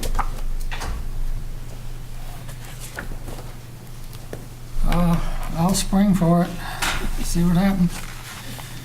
I'll move that we approve this planning and zoning submittal package for the reservoir replacement, together with the Phase 2 boundary fence and landscaping, to the Planning and Zoning Commission for review under the appropriate KRS provisions. I'll second. Okay, second by Member Hill. Any further discussion? Been a long process to get to this point. When I first came on the board, 2010, we were starting to talk about this. In fact, they hadn't been talking about what to do, and I know there's probably been hundreds of meetings of one kind or another to get to this process here. And I know if you live in the vicinity of a public project like this, you're probably never going to be entirely satisfied with a change in it. But I really do believe that everybody has worked toward a good objective here and taken viewpoints into consideration. You can't agree with everybody and everything. You have to do what you think is best in the long run. So. I think you made a good point, and we have included special fencing, landscaping, other features that'll make it attractive. Okay. See, I had a motion, second. We're in Yep. discussion, I guess. Yep. If there's no more discussion, we'll go. I just have one comment, seconding Ralph's about, the difficulty of this, but I would also like to commend, the water staff for the ability they made, the efforts they made towards engaging the neighborhood and demonstrating, producing the 3D models and being as visible about, how this process was going to go. It was inevitably difficult, but I think you guys did a great job. We like talking about water, but most importantly, it was expressing the need to do something. Yeah. We have to do something. Yes. Yeah, and I would hope that we would make it look as good as it can, with landscaping and paint or whatever it takes. That is part of the plan? Yeah, to make it look as good as it can. So I think we've looked thoroughly at all kinds of options, different locations, different landscaping options. I think we're ready for the vote. All in favor of approving the plans going to planning and zoning? Aye. Aye. The motion passed. Thank you, David. Okay. Okay, number 11, AG open meetings, open records agenda. Dawn Hale to discuss. Okay, thank you. I asked for this to be placed on the agenda because I feel like there's been some controversy amongst the board as to how much communication we can have with each other and still stay within the open meetings law, which all of us, I'm sure, want to obey the law. So I looked at the publication from LRC, Kentucky Open Meetings, Open Records Laws, Statutes, and Q&A, and this is in you all's packet. And I highlighted, they give an example of illegal action and legal action. And it states that, discussions between individual members where the purpose of the discussions was to educate members on specific issues, then there's no violation of the open meetings law. Also in the publication that all board members are given by the city clerk. I forget the name of it. It's a Attorney General publication. It also states in there, Open Meetings Act prohibits any series of less than quorum meetings where the members attending one or more of the meetings collectively constitute at least a quorum of the members of the agency, if the meetings are held to avoid the requirements of the Act. This prohibition does not restrict discussions between individual members if the purpose of the discussion is to educate the members on specific issues.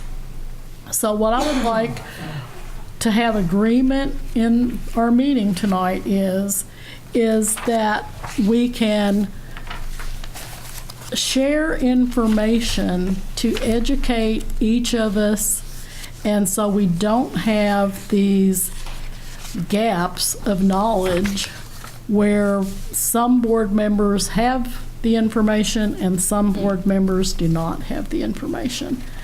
So I just wanted it to be clear. And then also, Amy Bensonhaver has volunteered to give us a seminar on the open meetings, open records law.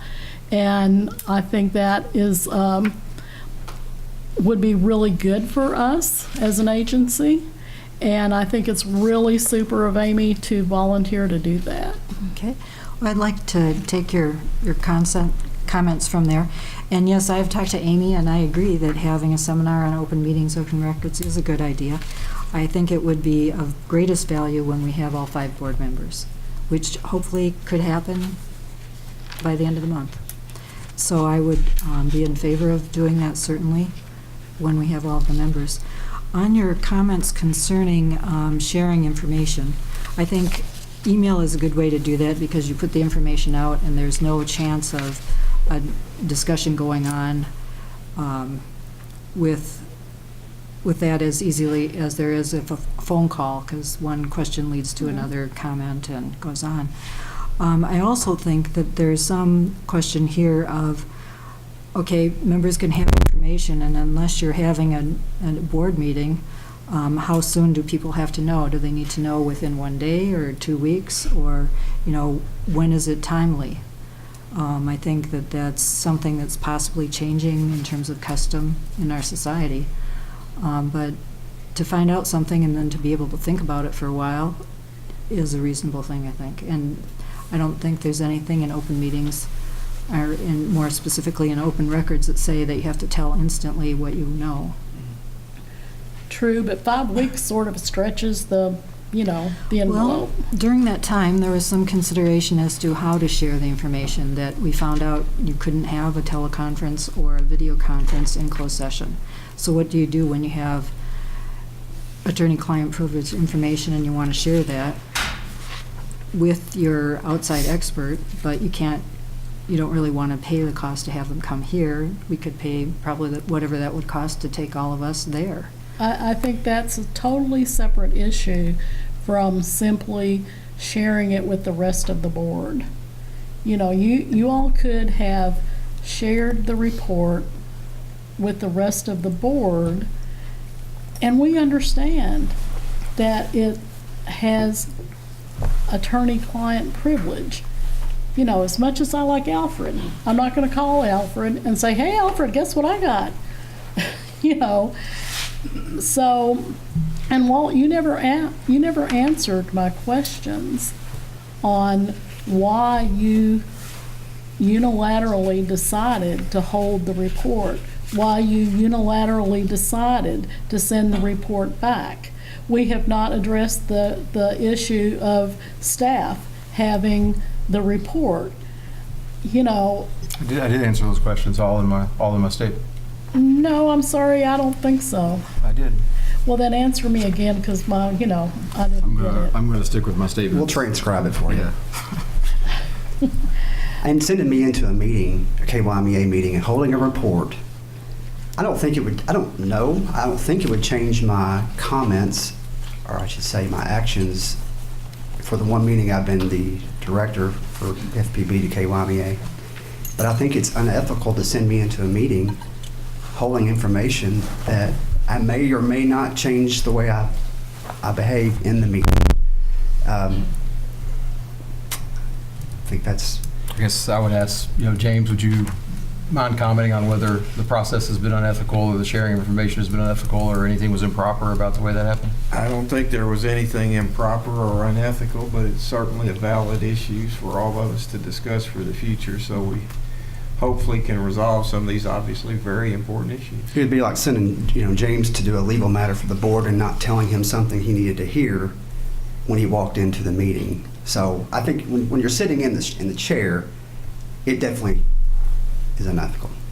And how was it perfectly fine for Ralph and Anna Marie and you to know about a report for 5 weeks and Ralph and I to have no clue?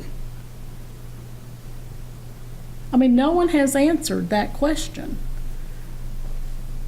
And I think it's a question that deserves to be answered. I mean, James, you're supposed to represent the board, not Walt and Anna Marie. I do represent the board. Well, collectively. In representing the board, shouldn't all of the board have the same information? Yes, but that's not the circumstance that occurred. And when we got the report today, it's exactly what occurred. So. But then what is the circumstance that occurred on November 28th? I can't. That precluded Ralph and I, and that was one of my questions. What's changed between November 28th and today? Where November 28th, it was not okay for Ralph and I to have the report, but today it is okay. You all were outed by the invoice. No, that's a mischaracterization of what went on. Well, tell me what went on then. I've addressed it in my comments, and No, I don't think so. The board attorney is aware of it. He's commented on it. Well, no. Could What? David and I have a copy of it to prepare for the next meeting? Would the board consider that request? The board, yes, sure. I mean, the board can distribute the information however the board votes to distribute it once it's final, I suppose. And David and I have a copy of it? I think that's a board vote, but I think it would be. Okay, then I'll make a we'd have to get to a motion. final. I'll make a motion that Hans and David be given a copy of the report. Is there a second? I'll second it. Okay. Kathy, please call the vote. Member Ludwig? Yes. Member Baldwin? No. Member Hale? Yes. Member Rosen? No.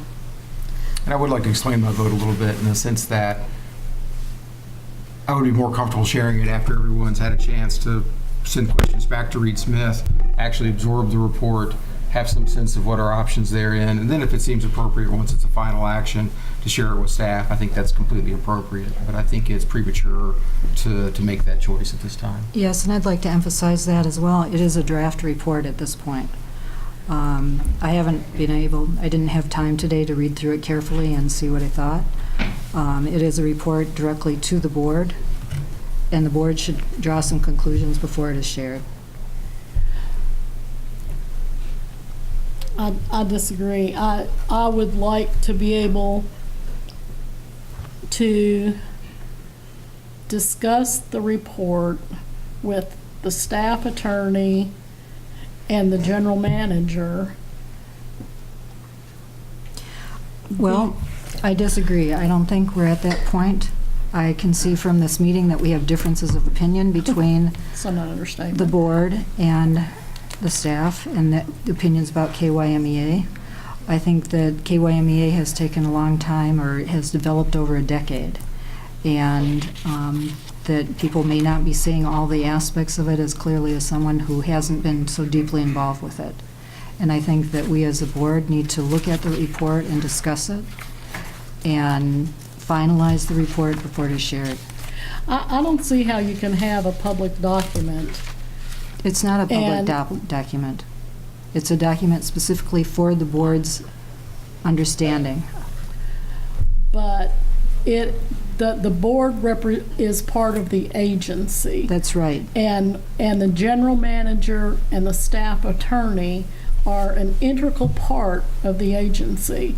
And to say that the board has information that they're not willing to share with the general manager and a staff attorney and Vent, for that matter, because it sort of does affect his department.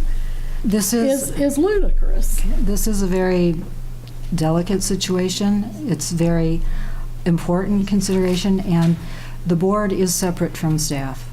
And the board has certain responsibilities that are separate from staff. And I think we need to take those carefully and look at this draft report and make sure that it is exactly what we want to share with anyone outside of the board. Well, it's quite obvious I disagree. Okay. Are there any other comments before we move on? Well, what have we decided as far as as far as our communication with each other? And, you asked about a time frame. For instance, when you had the teleconferences with Reed Smith, it would have been nice if within the next day or two, you all had done a little summary of your conversations and sent out an email to Ralph and I. And you didn't do that. I'm not expecting you to do it within 5 minutes, but it doesn't take too long to, sit and type up an email and hit that little button to send it out to Ralph and I. And, the withholding of information is just wrong. No one's withholding information. When you withheld a report for 5 weeks, that's withholding information. Well, your withholding speaks to intent, and there's no intent to withhold any information. That's double talk, Walt. Okay. I think we've covered the subject. Is there anything else we should do at this point, or maybe we should think about it for the next meeting? Maybe we should hire a consultant and ask them. I'm sorry for being sarcastic. Consultant. Sort of need more consultant. I think due to the inability for me to perform my duties under the fiduciary duty I have to FPB and the fiduciary duty I have to KyMEA, I immediately resigned as the director of KyMEA. I think withholding information and sending me into a meeting is absolutely improper, and I give my resignation. I likewise tender my resignation as the alternate of KyMEA. I guess I would just like the board attorney to clarify, was any information withheld? I've not seen any report from Reed Smith. I'd like to hear the answer. All there is a draft now. Hold on. I've spoken to this on numerous times already. But you haven't said anything, James. Well, thank you very much. Thank you. Okay. If you want me to repeat it, It's unnecessary. I don't think anything improper was done. I do think there have been important issues raised tonight that need to be addressed for this board to continue to function. So and you're when we waiting- got let me Don, finish, please. I'm sorry. When we got a report today, it was immediately distributed as simultaneously as it possibly could be to the members of the board. And it is a board decision as to how it is distributed from this point forward. I don't have a vote. I'm not advocating any position. I'm giving legal advice. I just don't understand what reasoning was behind not sharing the report when it came out on November 28th. I can't speak to that because I wasn't involved in it. I never received any report from Reed Smith till today. Okay. I'm not surprised because it's been a personal consultant of Mr. Baldwin, so I'm not surprised to hear that. That's not true. David, Hold on. Wait. David and Hans, would y'all consider withdrawing your resignation until the next board meeting and make a decision then on whether or not to resign as our rep and our alternate rep? I'm not interested in playing games of gotcha with people. I want to work together. I want to move forward. I'm not interested in having a meeting one day and having an understanding and being in a car at 8 o'clock the next morning, rolling down the highway, getting emails saying do something exactly the opposite of what I was told. And I absolutely know what I heard. Absolutely. So don't sit there and tell me that we didn't mean this, we meant that. That is just nonsense. I'm not interested in playing games of gotcha, but Walking down a dangerous path. Okay. And I have worked to keep, in my capacity, as much control as I have. The board votes on budgets, the board votes on most major things to keep this company financially stable and I'm concerned that we're walking down a very dangerous path that will change that. Right now, it's sad. It's financials are the easiest agenda item we have, and that's because we're stable, we're strong, and we're proposing as staff ways to make that even better. So whenever we don't have trust, I have to say trust is hard to gain and it needs to be broken, and I definitely have, trust has been broken, no doubt. Okay. I'd like to point out a couple of things, that we did pass that motion back in June, I think it was June, about the different points. And when it was mentioned to me that you wanted to have a closed session at our working session, our test idea working session, November 14th, I mentioned we wouldn't be voting on anything since it was a work session. And so we had a closed session, we discussed some things, but there was no motion from that. And that was also information that was given to us just the day before you were going to a meeting. Did the board really have time to consider options? And we didn't realize that we had already had a motion when we were in that discussion. So we weren't prepared. It's like you're trying to tell me the sky's purple and I know it's blue. I sat and I heard what we said and what we talked about.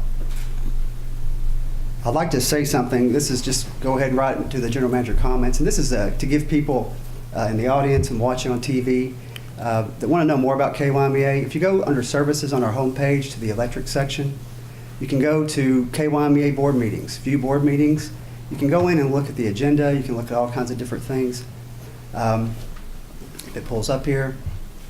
So each to the left are the dates and hyperlinks. When you click on the hyperlink, it goes directly to the agenda and things of that nature. So here's just an example of going in. Oh, here's August 24th meeting where Herbie Bannister seconded a motion to accept and file the attached Frankfort Plant Board confidentiality policy. Motion to advise the KyMEA Executive Selection Committee of Frankfort Plant Board's recommendation on CEO, passed by Herbie, seconded by Ed Fortner. Motion to resolve that KyMEA's board appreciates and acknowledges Frankfort Plant Board's offer of office and meeting space. There was something about retirement as well. So I just want to bring that out since we talked about this earlier. But that's a really helpful site that I want to bring that out and also clarify that staff has represented the board well. I actually was not the director at that time, but I wanted to bring that out and point that out. And anybody that wants to go through and look, you know, it's a transparent organization, and I encourage you to do that. So I think that concludes my manager's comments, and I think I'm good with that. Thank you. Okay, thank you. Okay, I believe we had a motion from Mr. Ludwig? Or was that a motion? That was just a request. Okay, sorry. I guess we covered 12, so we're at 13 now. So Yes, we're in old and new business, item 13.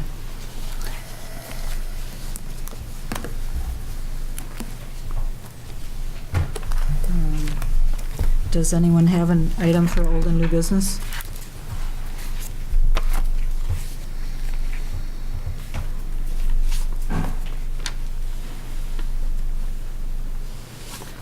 Okay, well, I had one question. LED street lighting that Mr. Foster, we had talked about on mid-December about the city requesting information about LED street lighting. Has anything further happened with that? We're currently conducting an audit on the streetlights to make sure the numbers are correct as we plug them into the formulas and some of the questions they've asked. I spoke with the city engineer, Keith Parker, today on the very topic.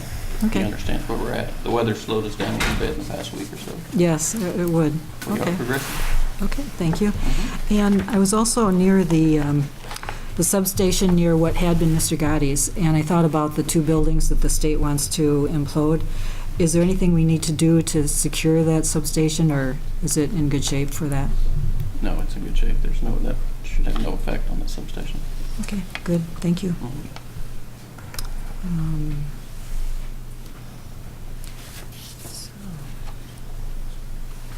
I guess there are no other interests in new and old business concerns. We'll move on to request permission to have chair call a closed session Move to call a closed session to discuss potential litigation concerning liquidated damages regarding the administration building pursuant to KRS 61.8101C. So moved. Is there a second? I'll second it. So, Do we still have a need for this? that's a good question. Do we have a need for the closed door session? Very brief 5-minute update. Okay. Good, so we'll go in the, Need to take a vote. oh, I'm sorry. Do we have a vote to go into closed session? You got a motion and a second, now we need to vote. Okay, we have a motion and a second. All in favor of going to closed session? Yes. Yeah. Aye. I'd like a Motion passed. 5-minute break before we do that. Okay. So. Is there a motion All in or? favor. All in favor? Aye. Thank you. Who seconded, Mr. Little? You. There's no action. Great. Announcement that no further action. No further action is taken? Is there anybody else in the building that we see? No? Don't know if anybody else I think is. they're all here. I think it's dark. Okay. Charmista doesn't count. She's Need a motion. Motion to adjourn. And a second? Second. Okay, we have a motion and second. That was, Mr. Ludwig was the second again. Okay. And all in favor? Aye. Great. That's us.